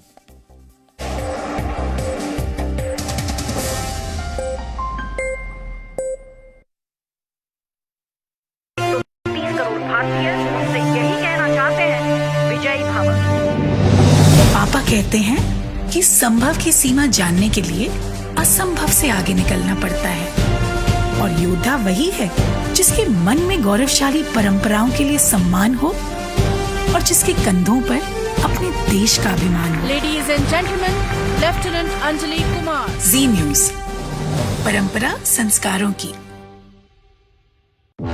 तो अर्ज किया है कि मेरे सामने अच्छे अच्छे क्रिकेट एक्सपर्ट्स ने पानी भरा है क्योंकि मोहल्ले का सरकारी नल मेरे घर के सामने गड़ा है। नमस्ते जी, मैं बहुआ बोल रहा हूँ। कैसे हैं आप लोग? देखिएगा जरूर जी न्यूज पर आईपीएल मसाला अनलॉक इस T20 सीजन का सबसे धमाकेदार शो मेरे यानी बहुआ के साथ आप देखेंगे। Full on entertainment, full on मस्ती, बहुत सारा धमाल और साथ होंगे हमारे नन्हे क्रिकेट एक्सपर्ट भी आपके साथ बहुत सारी बातें करेंगे, क्रिकेट के बारे में बहुत सारा एंटरटेनमेंट लेकर आएंगे। सो एंजॉय करिएगा जी न्यूज पर आईपीएल मसाला अनलॉक। देखना मत भूलिए मेरे यानी रौनक के साथ ओनली ऑन जी न्यूज। आपका पसंदीदा न्यूज चैनल जी न्यूज डीडी फ्री डिश के चैनल नंबर 97 पर उपलब्ध है। अगर आप जी न्यूज नहीं देख पा रहे हैं तो अपना फ्री डिश एंटीना दोबारा ट्यून करें। ये मेरा देश है, ये मेरे लोग हैं, ये हमारी लड़ाई है, ये हमारी जिम्मेदारी है। इसे ऐसे कैसे छोड़ दूं? क्योंकि जब आप मुस्कुराते हैं तो मैं मुस्कुराता हूं। जब आपका दिन अच्छा गुजरता है तो मैं भी सुकून से सोता हूं। नमस्कार, मैं हूं सुधीर चौधरी और डीएनए में आपका स्वागत है। ये मेरा देश है, ये मेरे लोग हैं।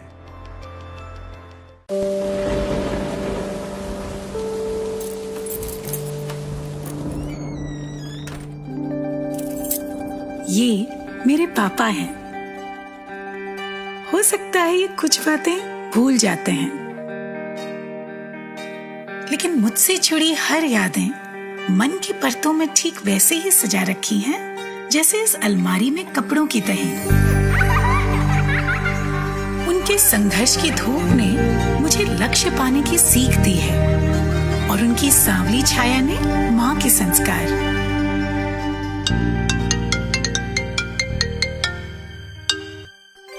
प्रणाम पापा।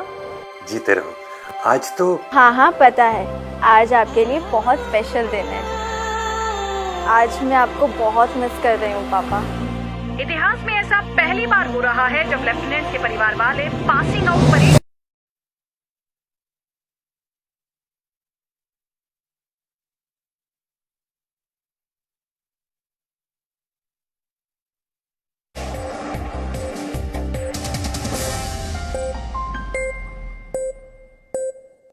आज हम एक बहुत बड़ी खबर का विश्लेषण कर रहे हैं, बहुत बड़े आरोप का विश्लेषण कर रहे हैं और ये आरोप एक देश के एक न्यूज चैनल पर लगा है कि वो टीआरपी की चोरी कर रहा था। ये आरोप है, इसकी जांच अभी आगे होगी और जांच में क्या पता चलेगा ये सब आपके सामने आ जाएगा। लेकिन ये जो आरोप हैं ये भी बहुत दुखी करने वाले हैं, ये भी बहुत परेशान करने वाले आरोप हैं।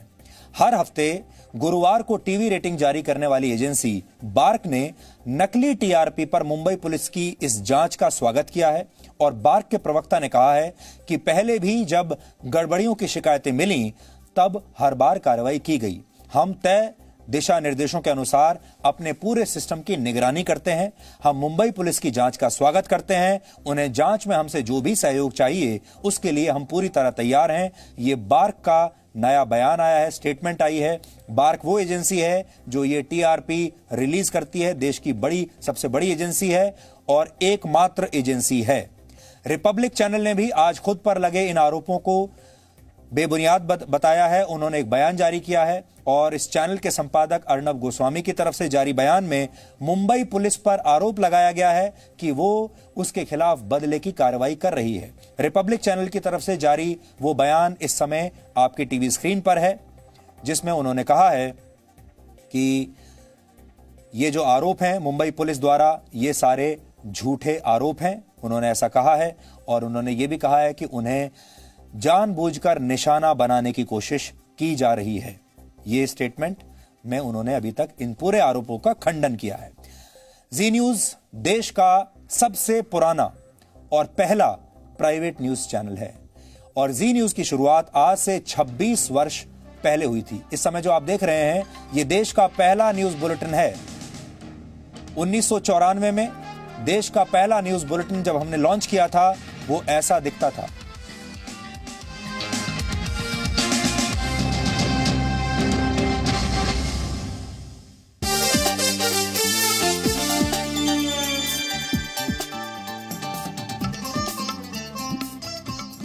तो जी टीवी का सफर, जी न्यूज का जो सफर है वो आज का नहीं है।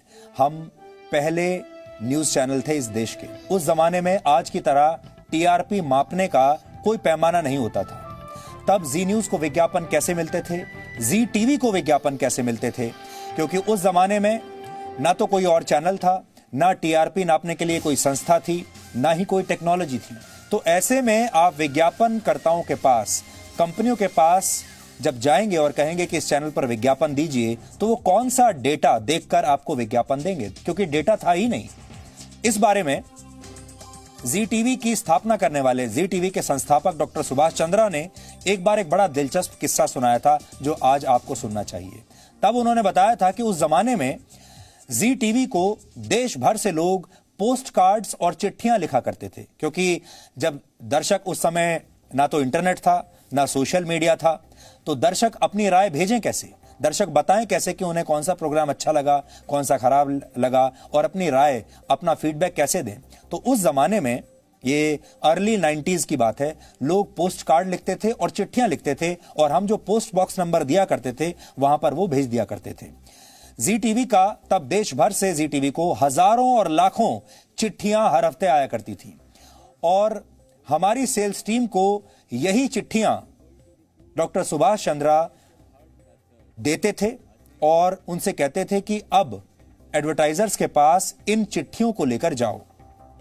इन चिट्ठियों को अलग अलग भागों में बांट दिया जाता था, जैसे पूर्वी भारत से आई चिट्ठियां अलग कर दी जाती थी, दक्षिण भारत से आई चिट्ठियां अलग, उत्तर भारत से आई चिट्ठियां अलग, दिल्ली से चिट्ठियां आई अलग हैं, मुंबई से चिट्ठियां आई अलग हैं, जिससे एडवर्टाइजर्स को यह पता चलता था कि किन किन इलाकों में लोग हमें देख रहे हैं और चिट्ठियां भी लिख रहे हैं। तो हमारा जो सेल्स डिपार्टमेंट था वो हमारे एडवर्टाइजर्स को जब मिलने जाता था तो ये चिट्ठियां लेकर जाता था और उन्हें यह बताया जाता था कि ये चिट्ठियां देश के कोने कोने से आ रही हैं।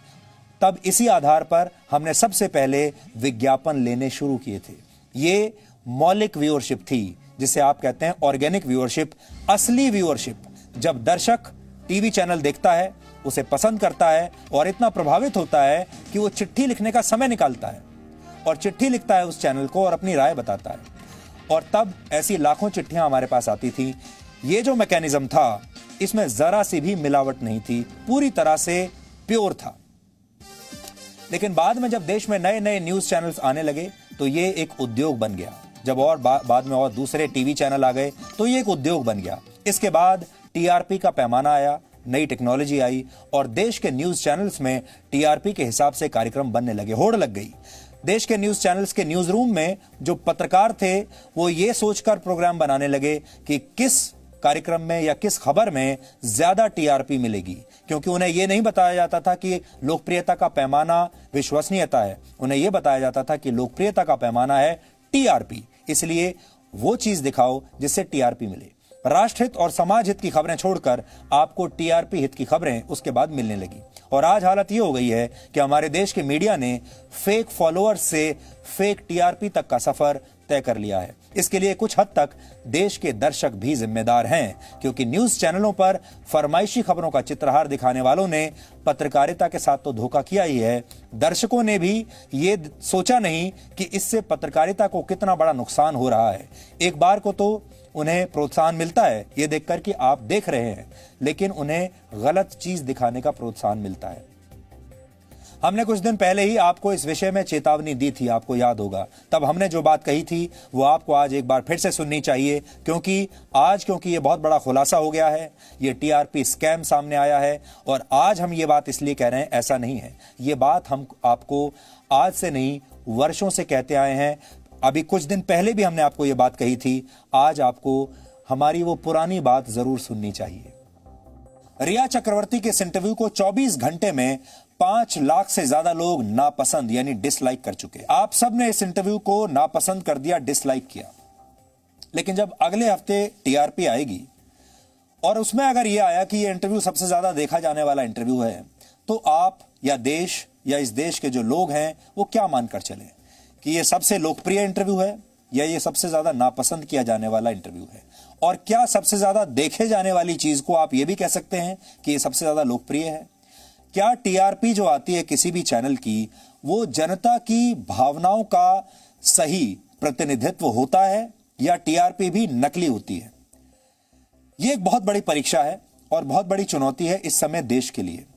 न्यूज चैनल्स के लिए भी ये बहुत बड़ी चुनौती है और देश के लोगों के लिए यानी आपके लिए भी बहुत बड़ी चुनौती है। और इसमें भी अब बहुत बड़े बदलाव का समय आ गया है।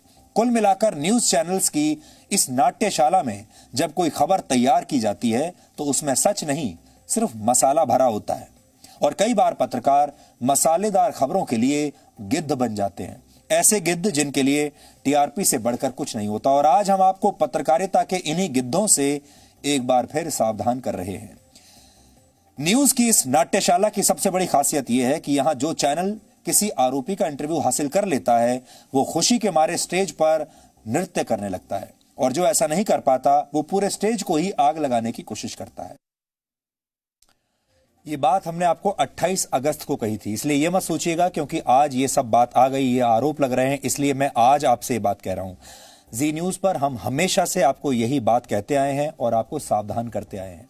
टीआरपी की ये जो रेस है ये पत्रकारिता के लिए भस्मासुर साबित हुई है। किसी न्यूज चैनल की सफलता का पैमाना टीआरपी को मान लिया गया है, जबकि सच ये है कि जब टीआरपी को मापने की शुरुआत हुई थी तो इसका मकसद दर्शकों के बीच किसी चैनल की लोकप्रियता मापना नहीं था, बल्कि ये जो पूरी व्यवस्था की गई थी ये एडवर्टाइजर्स के लिए की गई थी, उन कंपनियों के लिए की गई थी जो विज्ञापन देना चाहती थी, जबकि दर्शकों का इससे कोई लेना देना ही नहीं था। लेकिन आज टीआरपी के दम पर हर चैनल खुद को नंबर 1 साबित करने में जुटा है, आपको इंप्रेस करने के लिए नहीं बल्कि एडवर्टाइजर्स को प्रभावित करने के लिए, क्योंकि पैसा वहीं से आएगा।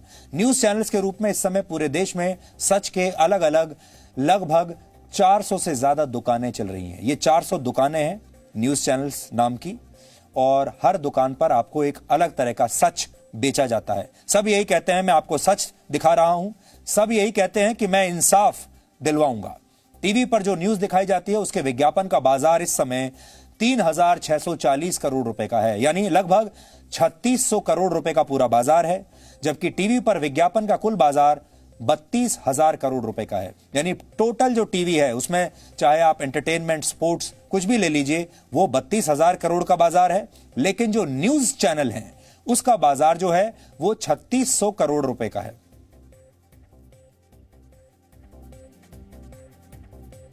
तो आज हमने ये एक आपके लिए फॉर्मूला तैयार किया है। न्यूज चैनल हैं हमारे देश में लगभग 400 और विज्ञापन का जो बाजार है वो है लगभग 3600 करोड़ का।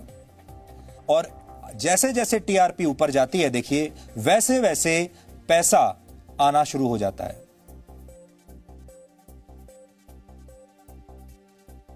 और ये जो 400 न्यूज चैनल्स हैं, विज्ञापन के इसी बाजार में अपना अपना हिस्सा ढूंढ रहे हैं। जो पाई है पूरी, इसमें ये अपना अपना हिस्सा ढूंढ रहे हैं। 32,000 करोड़ टोटल टीवी का रेवेन्यू है जो इस समय आपकी स्क्रीन पर है, जिसमें सब तरह के चैनल शामिल हैं, और 3600 करोड़ जो है वो न्यूज चैनल का टोटल बाजार है। किसे कितनी टीआरपी मिलेगी और किसे कितना विज्ञापन, ये दोनों व्यवस्थाएं समानांतर रूप से चलती हैं, और इसी की लड़ाई ने पत्रकारिता की आज ये हालत कर दी है। जैसे जैसे टीआरपी बढ़ती है वैसे वैसे चैनलों के पास विज्ञापन के रूप में ज्यादा पैसा आता है, और जैसे जैसे टीआरपी घटती है ये पैसा भी कम होने लगता है। और ये जो दबाव है, इस दबाव ने ही न्यूज चैनल के जो एडिटर हैं उन्हें पत्रकार से फिल्म प्रोड्यूसर बना दिया है, उन्हें पत्रकार से फिल्म डायरेक्टर बना दिया है, पत्रकारों को फिल्मों का लेखक बना दिया है। अब वो फिल्मों की कहानियां लिखते हैं, फिल्मों की स्क्रिप्ट लिखते हैं, और न्यूज का नाम देकर उसके ऊपर न्यूज का लेबल चिपकाकर आपके सामने पेश कर देते हैं। आपको वो सारी चीजें बड़ी मीठी लगती हैं, मनमोहक लगती हैं, आपको बहुत प्रभावित करती हैं, आप आकर्षित होते हैं, क्योंकि उसमें मनोरंजन है, उसमें एक सस्तापन है, उसमें एक मसाला है। आपको ऐसा लगता है जैसे आप पान की दुकान पर कहीं खड़े हुए गप मार रहे हैं, और आपको अड़ोस पड़ोस की सारी वो खबरें मिल रही हैं जो शायद आपको किसी शालीन आदमी के साथ बैठकर नहीं मिलेंगी। इसलिए लोग न्यूज चैनल देखना शुरू कर देते हैं, और हालत अब ऐसी हो गई है कि देश के ज्यादातर परिवार अपने बच्चों को ये कहते हैं कि वो न्यूज चैनल ना देखें। तो ऐसे में अब क्या होना चाहिए? एक और ब्रेक ले लेते हैं। आज हम एक बड़ा डीएनए कर रहे हैं, 10:30 बजे समाप्त नहीं करेंगे। डीएनए की जो अवधि है आज हमने आपके लिए आज बढ़ा दी है, क्योंकि मुद्दा ही इतना बड़ा है। आज हम 11 बजे तक आपके साथ बात करेंगे, और ब्रेक के बाद हम आपको बताएंगे कि क्या टीआरपी ही सफलता और लोकप्रियता का एकमात्र पैमाना है। लेकिन इसमें हमें आपकी राय भी चाहिए, आपकी भागीदारी भी चाहिए, क्योंकि आप क्या सोचते हैं? आप सिर्फ टीआरपी को ही लोकप्रियता का पैमाना मानते हैं, या आपके लिए कोई और पैमाना है? इस पर बात करेंगे इस ब्रेक के बाद।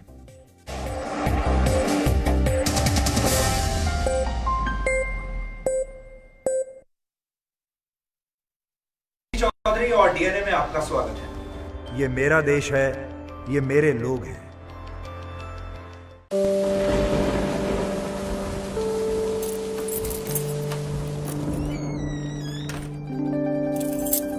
ये मेरे पापा हैं। हो सकता है ये कुछ बातें भूल जाते हैं, लेकिन मुझसे जुड़ी हर यादें मन की परतों में ठीक वैसे ही सजा रखी हैं जैसे इस अलमारी में कपड़ों की तह।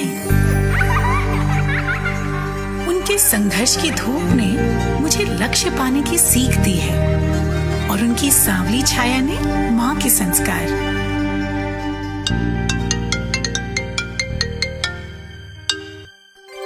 प्रणाम पापा। जीते रहो। आज तो हाँ पता है, आज आपके लिए बहुत स्पेशल दिन है। आज मैं आपको बहुत मिस कर रही हूँ पापा। इतिहास में ऐसा पहली बार हो रहा है जब लेफ्टिनेंट के परिवार वाले पासिंग आउट परेड का हिस्सा नहीं बन पाए, लेकिन कोरोना काल में 130 करोड़ भारतीय उनसे यही कहना चाहते हैं, विजयी भव। पापा कहते हैं कि संभव की सीमा जानने के लिए असंभव से आगे निकलना पड़ता है, और योद्धा वही है जिसके मन में गौरवशाली परंपराओं के लिए सम्मान हो, और जिसके कंधों पर अपने देश का अभिमान हो। Ladies and gentleman, lieutenant Anjali Kumar. Zee News, परंपरा संस्कारों की। तो अर्ज किया है कि मेरे सामने अच्छे अच्छे क्रिकेट एक्सपर्ट्स ने पानी भरा है, क्योंकि मोहल्ले का सरकारी नल मेरे घर के सामने गड़ा है। नमस्ते जी, मैं बहुआ बोल रहा हूँ। कैसे हैं आप लोग? देखिएगा जरूर जी न्यूज पर आईपीएल मसाला अनलॉक इस T20 सीजन का सबसे धमाकेदार शो। मेरे यानी बहुआ के साथ आप देखेंगे full on entertainment, full on मस्ती, बहुत सारा धमाल, और साथ होंगे हमारे नन्हे क्रिकेट एक्सपर्ट भी। आपके साथ बहुत सारी बातें करेंगे, क्रिकेट के बारे में बहुत सारा एंटरटेनमेंट लेकर आएंगे। सो एंजॉय करिएगा जी न्यूज पर आईपीएल मसाला अनलॉक। देखना मत भूलिए। मुझसे जुड़ी हर यादें मन की परतों में ठीक वैसे ही सजा रखी हैं जैसे इस अलमारी में कपड़ों की तह। उनके संघर्ष की धूप ने मुझे लक्ष्य पाने की सीख दी है, और उनकी सांवली छाया ने माँ के संस्कार।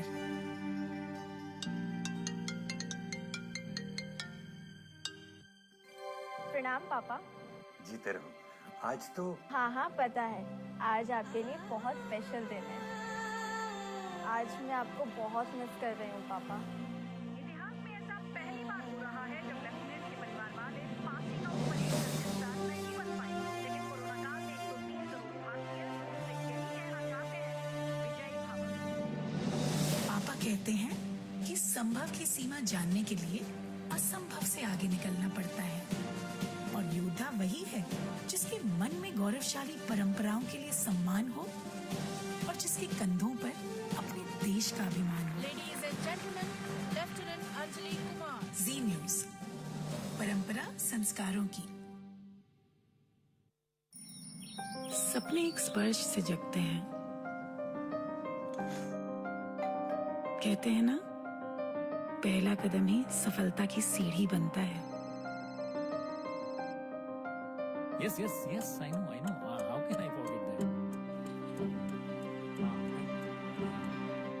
अरे दिव्या, कितना टाइम लगेगा यार? मम्मा मेरा होमवर्क। अरे बहू, पूजा की थाली। परिवार की आशाएं बेड़ियां बनेंगी या पंख, चुनना आपको है। समय की धड़कन नहीं बदलती, समय के साथ हम बदलते हैं।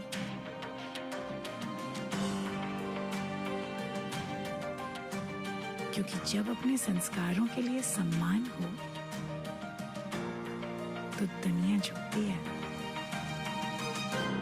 जी न्यूज, परंपरा संस्कारों की।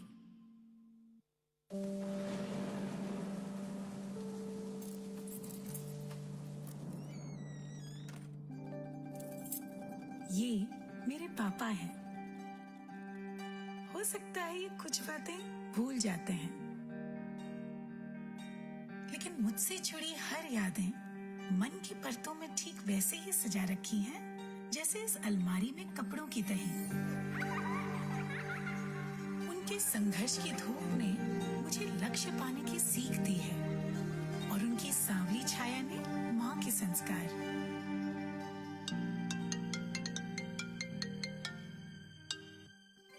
प्रणाम पापा। जीते रहो। आज तो हाँ पता है, आज आपके लिए बहुत स्पेशल दिन है। आज मैं आपको बहुत मिस कर रही हूँ पापा। इतिहास में ऐसा पहली बार हो रहा है जब लेफ्टिनेंट के परिवार वाले पासिंग आउट परेड का हिस्सा नहीं बन पाए, लेकिन कोरोना काल में 130 करोड़ भारतीय उनसे यही कहना चाहते हैं, विजयी भव। पापा कहते हैं कि संभव की सीमा जानने के लिए असंभव से आगे निकलना पड़ता है, और योद्धा वही है जिसके मन में गौरवशाली परंपराओं के लिए सम्मान हो और जिसके कंधों पर अपने देश का अभिमान हो। Ladies and gentlemen, Lieutenant Anjali Kumar. Zee News, परंपरा संस्कारों की।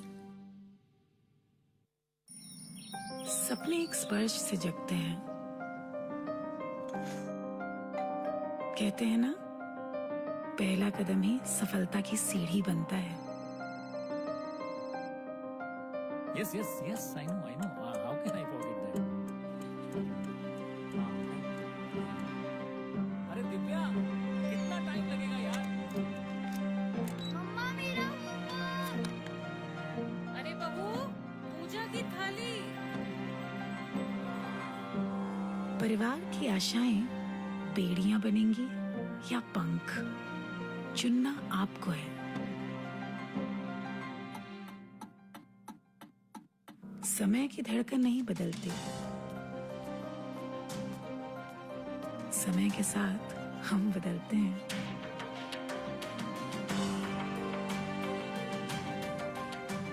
क्योंकि जब अपने संस्कारों के लिए सम्मान हो तो दुनिया झुकती है। जी न्यूज, परंपरा संस्कारों की।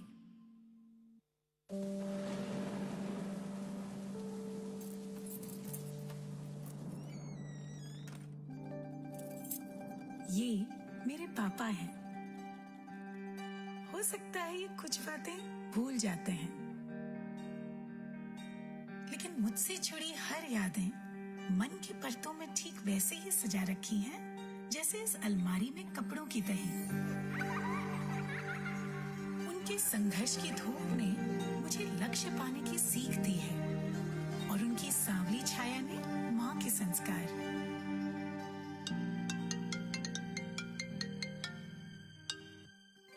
प्रणाम पापा। जीते रहो। आज तो हाँ पता है, आज आपके लिए बहुत स्पेशल दिन है। आज मैं आपको बहुत मिस कर रही हूँ पापा।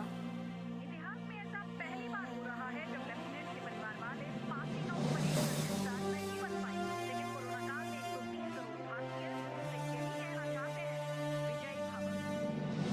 पापा कहते हैं कि संभव की सीमा जानने के लिए असंभव से आगे निकलना पड़ता है और योद्धा वही है जिसके मन में गौरवशाली परंपराओं के लिए सम्मान हो और जिसके कंधों पर अपने देश का अभिमान हो। Ladies and gentlemen, Lieutenant Anjali Kumar. Zee News, परंपरा संस्कारों की। सपने एक स्पर्श से जगते हैं। कहते हैं ना, पहला कदम ही सफलता की सीढ़ी बनता है। Yes, I know. How can I forget that? अरे दिव्या, कितना टाइम लगेगा यार? मम्मा मेरा होमवर्क। अरे बहू, पूजा की थाली। परिवार की आशाएं बेड़ियां बनेंगी या पंख, चुनना आपको है। समय की धड़कन नहीं बदलती, समय के साथ हम बदलते हैं।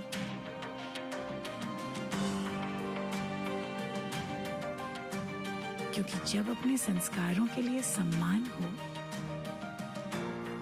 तो दुनिया झुकती है। जी न्यूज, परंपरा संस्कारों की।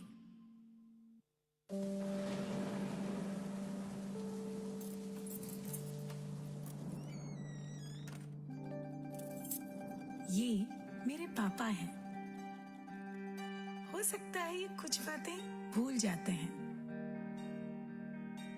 लेकिन मुझसे जुड़ी हर यादें मन की परतों में ठीक वैसे ही सजा रखी हैं जैसे इस अलमारी में कपड़ों की तह।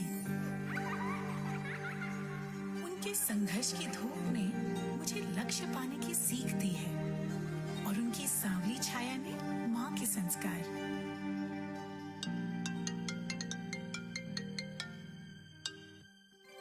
प्रणाम पापा।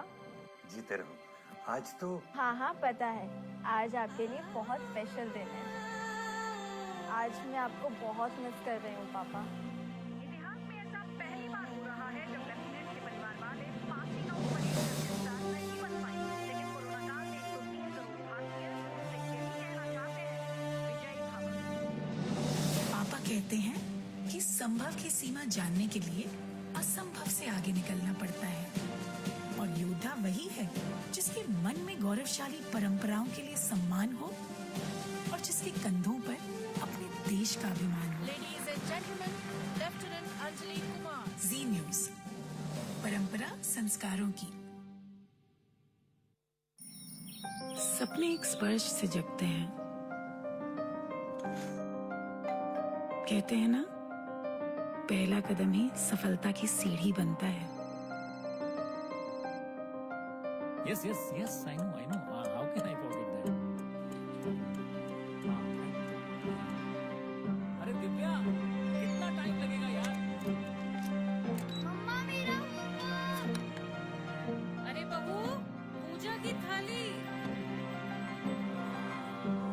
परिवार की आशाएं बेड़ियां बनेंगी या पंख, चुनना आपको है।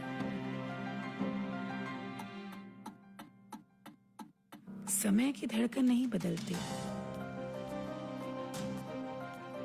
समय के साथ हम बदलते हैं।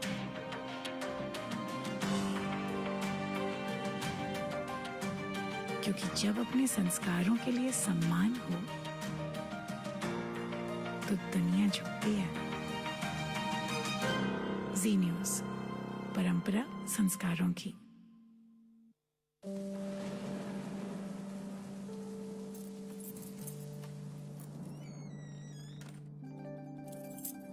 ये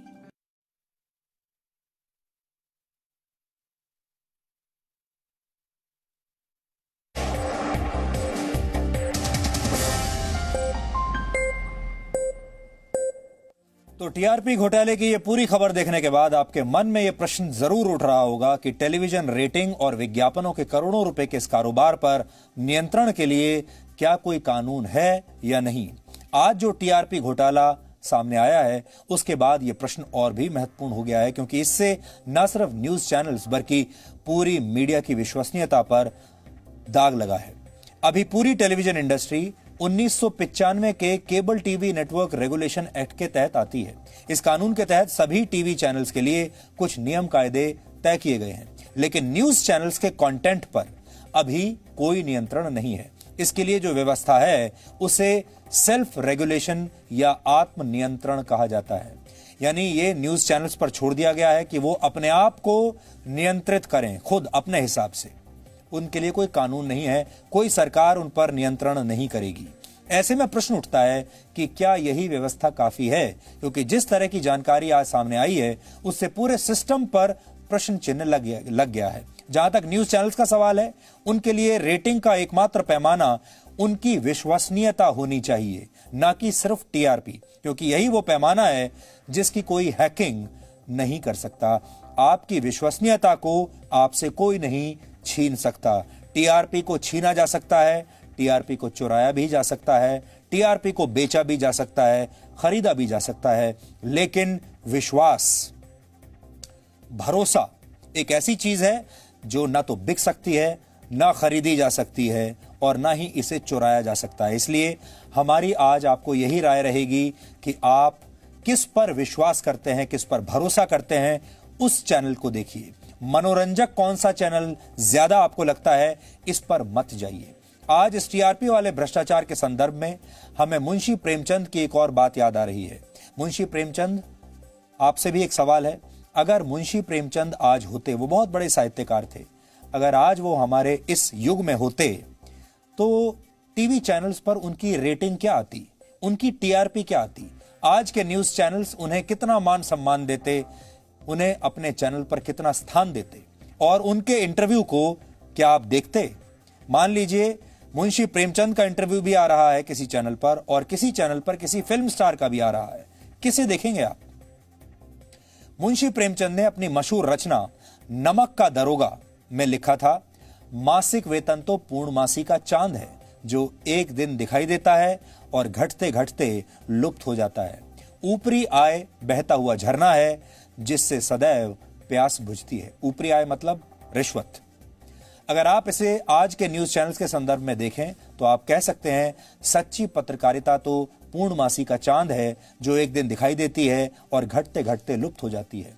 लेकिन टीआरपी बहता हुआ झरना है जिससे सदैव पत्रकारों की, मीडिया की और एडवर्टाइजर्स की प्यास बुझती है। लेकिन यह प्यास देश के भविष्य के लिए बहुत खतरनाक है। इसलिए आज हम प्रेमचंद को याद कर रहे हैं, मुंशी प्रेमचंद को याद कर रहे हैं। आज न्यूज चैनल्स के लिए टीआरपी कुछ वैसे ही है जैसे किसानों के लिए उनकी फसल होती है, पैदावार, नेताओं के लिए वोट, फिल्म कलाकारों के लिए उनका बॉक्स ऑफिस कलेक्शन, क्रिकेटर्स के लिए उनके रन और उनकी विकेट। न्यूज चैनल के लिए टीआरपी एक पवित्र पैमाने जैसा है, और कोई न्यूज चैनल जब इस पैमाने से छेड़छाड़ करने लगे तो समझिए वो बहुत बड़ा अपराध कर रहा है, क्योंकि वो नकली लोकप्रियता को खरीद रहा है। और इससे छेड़छाड़ के पीछे सबसे बड़ी वजह यह है कि देश में ज्यादातर दर्शक न्यूज चैनल्स को मुफ्त में देखना पसंद करते हैं। जैसा हमने आपको शुरू में बताया, ज्यादातर channels free to air channels हैं, यानी वो मुफ्त आते हैं आपके घर में, आपको उसके लिए एक पैसा भी नहीं देना। आप मुफ्त में देखना चाहते हैं, आप न्यूज के लिए कोई पैसा नहीं खर्च करना चाहते, और इसी वजह से न्यूज चैनल्स के लिए टीआरपी में हिस्सेदारी बहुत अहम हो जाती है। टीआरपी के लिए उछल कूद करना, शोर शराबा करना, हंगामा खड़ा करना, अपमानजनक बातें करना, अपमानजनक डिबेट्स करना, ये सब टीआरपी के शोर शॉर्ट फॉर्मूले हैं। और इसीलिए तो न्यूज चैनल्स को ये करना पड़ता है, क्योंकि इससे टीआरपी आती है। टीआरपी से पैसा आता है और कर्मचारियों की तनख्वाह उसी पैसे से जाती है और जो लोग प्रमोटर्स होते हैं उनको भी उसी से मुनाफा मिलता है।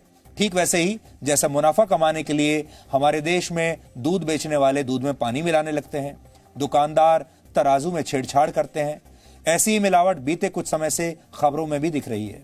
लेकिन अब टीआरपी खरीदने के लिए घूसखोरी भी शुरू हो गई है। इसलिए अब बहुत समय से आपको मिलावटी खबरें देखने को मिल रही हैं और जी न्यूज ने हमेशा आपको इस बात के लिए आगाह किया है कि मिलावटी खबरें उतनी ही खतरनाक हैं जितना मिलावटी सामान, जितना मिलावटी दूध, मिलावटी घी, मिलावटी खाने का सामान या मिलावटी कोई अगर आप बिल्डिंग का सामान लेते हैं उसमें अगर मिलावट हो जाए, कोई भी मिलावटी सामान जितना खतरनाक होगा, मिलावटी खबर भी उतनी ही खतरनाक है।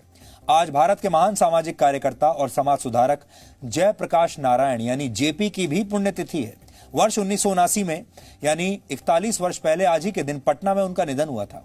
वो आपातकाल और आपातकाल लागू करने वाली तत्कालीन प्रधानमंत्री इंदिरा गांधी के धुर विरोधी थे। अगर आज जेपी होते, जब जेपी थे जिस जमाने में, तब तो कोई टीवी चैनल था ही नहीं, इंटरनेट नहीं था, सोशल मीडिया नहीं था। अगर आज जेपी होते तो न्यूज चैनल्स में उन्हें क्या स्थान मिलता और उनकी टीआरपी क्या होती।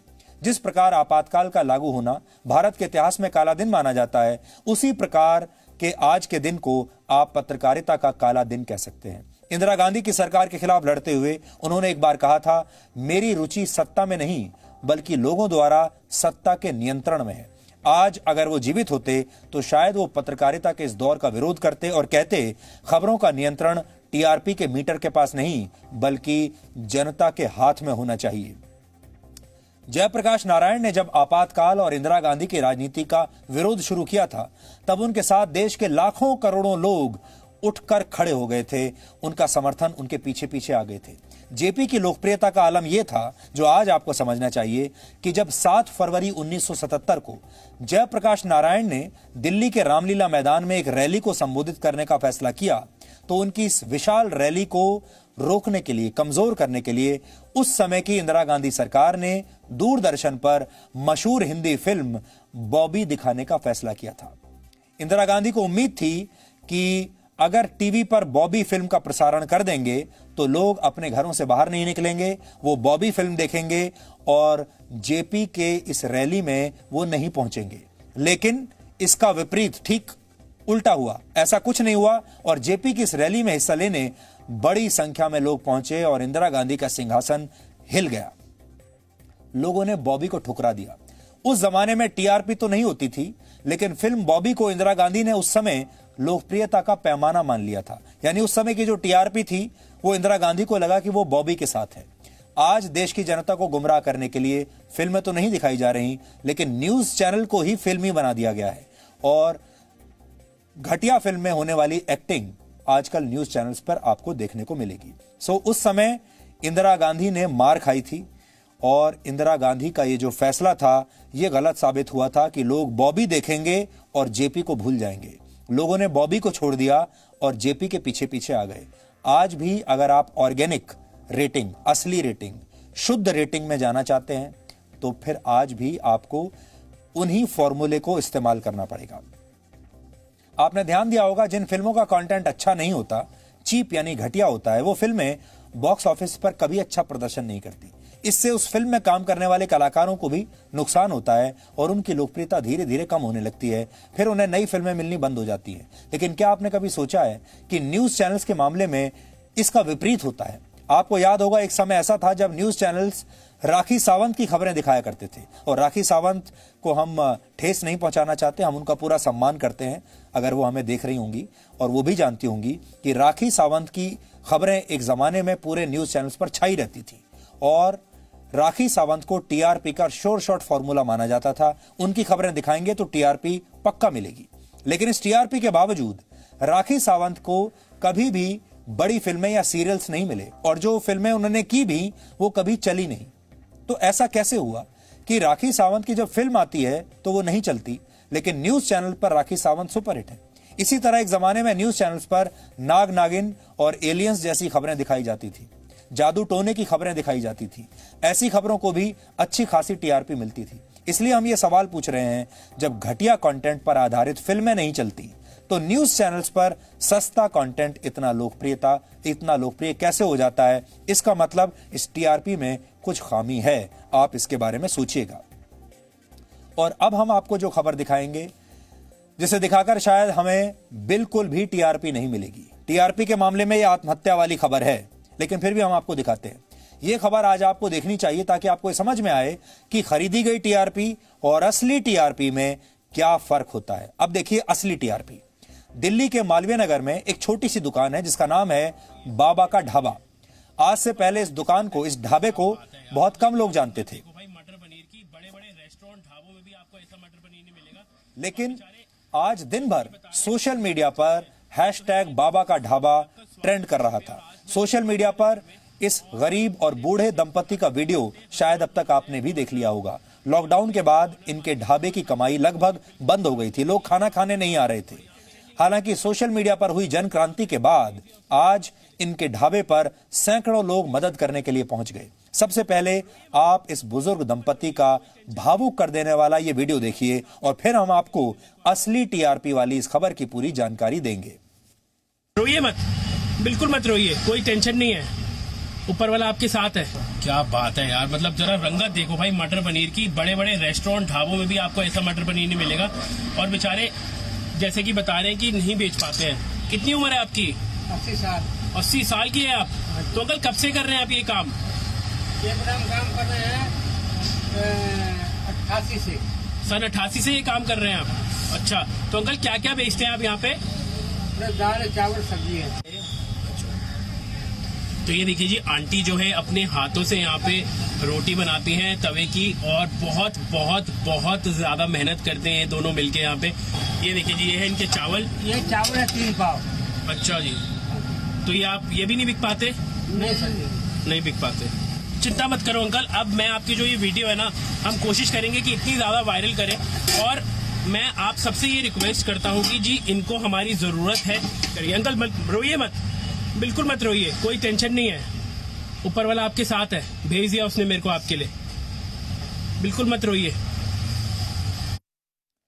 ये जिन बुजुर्ग को अभी आपने देखा, एक छोटा सा ढाबा चलाते हैं, बहुत बुरी हालत में है क्योंकि इनका जो बिजनेस था वो बिल्कुल लगभग बंद होने की कगार पर था। इनके पास फेक फॉलोअर्स खरीदने के पैसे नहीं हैं, इनके पास बड़ी बड़ी पीआर एजेंसीज को अपने प्रचार में लगाने का पैसा नहीं है, इनके पास झूठी रेटिंग्स लेने का भी पैसा नहीं है, और ना ही अपने आप को ट्रेंड कराने के इनके पास कोई रिसोर्सेज हैं। इन्हें देखकर आपको भी बुरा लगा होगा। लगभग 80 वर्ष की उम्र में भी कांता प्रसाद और उनकी पत्नी इस तरह काम करने पर मजबूर हैं। 80 साल के हैं ये, इनके 2 बेटे और 1 बेटी हैं, लेकिन कोई इनकी मदद नहीं करता, और इस दुकान का सारा काम ये दोनों बुजुर्ग खुद ही मिलकर करते हैं। लेकिन अब सैकड़ों लोग एक ही दिन में इनकी मदद करने के लिए पहुंच गए, और आज दिल्ली के दूर दूर के इलाकों से भी लोग इनकी इस दुकान पर आए खाना खाने के लिए। भीड़ देखिए आप, कल तक जहां एक व्यक्ति नहीं था, कितनी भीड़ आज हो गई। सोशल मीडिया पर आम जनता ने इनके एक वीडियो को शेयर करके लोगों से मदद की अपील की। ट्विटर पर सिर्फ 24 घंटे में ही इनके वीडियो को 36 लाख से ज्यादा लोग देख चुके हैं। इतना वीडियो का सर्कुलेशन किसी बड़े बड़े फिल्म स्टार के वीडियो को भी इतना नहीं देखा जाता जितना इनके वीडियो को देखा गया है। हालांकि सोशल मीडिया पर प्रचार की वजह से आज इनकी दुकान का खाना कुछ ही घंटों में खत्म हो गया। ऊपर वाला आपके साथ है।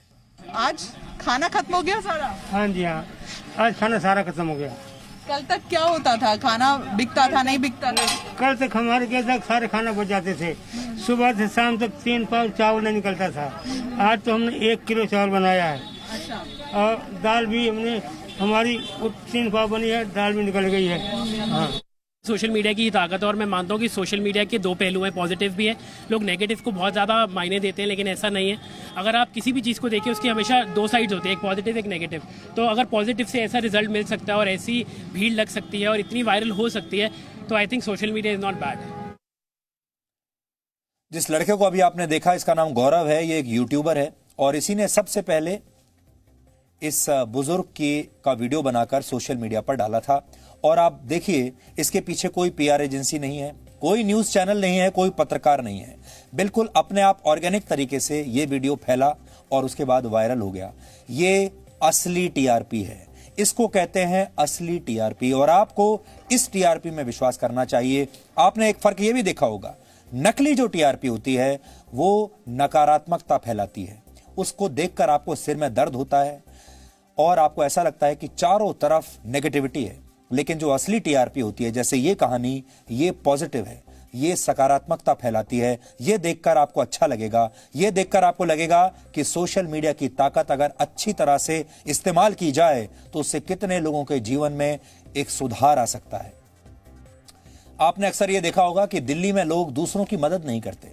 बड़े बेदर्दों की नगरी है दिल्ली। कुछ लोग तो कहते हैं दिल्ली दिल वालों की, लेकिन यह देखकर आपको लगेगा दिल्ली वाकई दिल वालों की है। यहां के लोगों को खुद के अलावा किसी और से कोई मतलब नहीं, ऐसा आपने सुना होगा।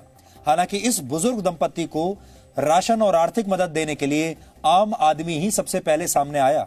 अब तक इनके लिए 2 लाख रुपए से ज्यादा इकट्ठा हो चुके हैं 2 दिन में, और इस बुजुर्ग दंपति ने अब खुद ही लोगों को मदद रोक देने के लिए कहा है और कहा है भाई अब हमें और पैसा नहीं चाहिए, यानी इन्हें अब और सहायता नहीं चाहिए। अब आप समझ सकते हैं ये लोग गरीब जरूर हैं लेकिन इन्हें जरूरत से ज्यादा मदद नहीं चाहिए। इस बुजुर्ग दंपति को मिली सहायता एक बहुत अच्छी शुरुआत है और इसके लिए हम आप सबका धन्यवाद देते हैं। सोशल मीडिया पर जिन लोगों ने मुहिम चलाई उनका धन्यवाद देते हैं। आपकी कोशिशों के बिना ये संभव नहीं हो पाता। कल हमने व्हाट्सएप में देखा था, इनका आया था क्लिप, तो हमें बड़ा फील हुआ कि इस एज में भी बेचारे रो रहे हैं, इनको खाने को कुछ नहीं मिल रहा, जो अगर मेहनत से कमा भी रहे हैं तो कुछ प्रॉफिट नहीं हो रहा। तो अपना जो इंसानी फर्ज बना मैंने वो किया। कल मैंने वीडियो देखा, मुझे रात में रहा नहीं कि आपने बच्चों को बोला कि हफ्ते के 2 दिन खाना मैं बाबा जी के ढाबे से ले आऊँगा। ठीक है, और बाबा जी के मैं हर हफ्ते मिल के आऊँगा, उनसे जो भी समस्या होगी, जो मेरे लायक होगा मैं उनकी दूर करूँगा। बस मैं 30 ईयर से इसको देख रहा हूँ। ये पहले चाय की दुकान थी, चाय के बाद ये दुकान बनी है और ये खाना बनाने का काम बहुत अच्छा करते हैं। एक जना कहता है मैं 5 लाख रुपए देना चाहता हूँ, कोई कह रहा है 500 देना चाहता हूँ, कोई कह रहा है 25,000 देना चाहता हूँ। बहुत सारे लोगों के मेरे पास मैसेजेस आने लग गए, तो उनके लिए वेरिफिकेशन के लिए आया हूँ मैं कि कैसे मदद करी जा सके, मैं भी कर सकूँ और लोग कर सके। बहुत लोगों को मैंने गूगल लोकेशन भी भेजी है। तो डीएनए में आज इतना ही। अब आपसे हमारी मुलाकात होगी कल रात 9 बजे। तब तक आप खुश रहिए, सुरक्षित रहिए, स्वस्थ रहिए और हमेशा याद रखिए, विश्वास यानी भरोसा, विश्वास को ना तो खरीदा जा सकता है, विश्वास को ना बेचा जा सकता है और विश्वास को ना ही कोई चुरा सकता है। इसलिए विश्वास की पूंजी को हमेशा संभाल कर रखिए और जिन न्यूज चैनल्स पर आपको विश्वास है, भरोसा है, जिन पत्रकारों पर आपको विश्वास है, भरोसा है, उन पर अपना विश्वास कायम रखिए, उन्हें देखिए और हमेशा यह मत सोचिए कि आप मुफ्त में न्यूज देखना चाहते हैं। अगर आप अच्छी न्यूज देखना चाहते हैं, अच्छी न्यूज में पैसा भी लगता है, खर्चा भी होता है, इन्वेस्टमेंट भी होता है। न्यूज चैनल चलाने में बहुत पैसा लगता है जो शायद अभी हमने आपको नहीं बताया। और अगर आप क्वालिटी न्यूज देखना चाहते हैं, अच्छे स्तर की विश्व स्तरीय न्यूज देखना चाहते हैं, तो उस पर 1 या 2 रुपए प्रति माह अगर आपने खर्चा भी कर दिया तो कोई बड़ी बात नहीं है। अगर आप महीने में 1 रुपया या 2 रुपया खर्च करके एक अच्छे न्यूज चैनल पर अच्छी खबर देखेंगे तो ये पूरी इंडस्ट्री के लिए भी अच्छा होगा, देश के लिए भी ये बहुत अच्छा होगा। इसलिए आप न जाने कितनी छोटी मोटी चीजों में 2 रुपए, 5 रुपए, 10 रुपए आप लगा देते हैं। बहुत सारे लोग तो पान मसाला खाने में इतना पैसा लगा देते हैं, बहुत सारे लोग पान बीड़ी में इतना पैसा खर्च कर देते हैं और दूसरे शौक पूरा करने के लिए पैसा खर्च कर देते हैं। तो क्या आप 1 रुपया 1 महीने में या 2 रुपया 1 महीने में अच्छी खबर देखने के लिए खर्च नहीं कर सकते? इसके बारे में जरूर सोचिएगा, क्योंकि इससे जो मुफ्त में न्यूज देखने की ये जो पूरी परंपरा है और जो बिजनेस मॉडल है, इससे न्यूज चैनल बाहर निकल जाएंगे और उसके बाद आपको साफ सुथरी और सही न्यूज वो दे पाएंगे। नमस्कार।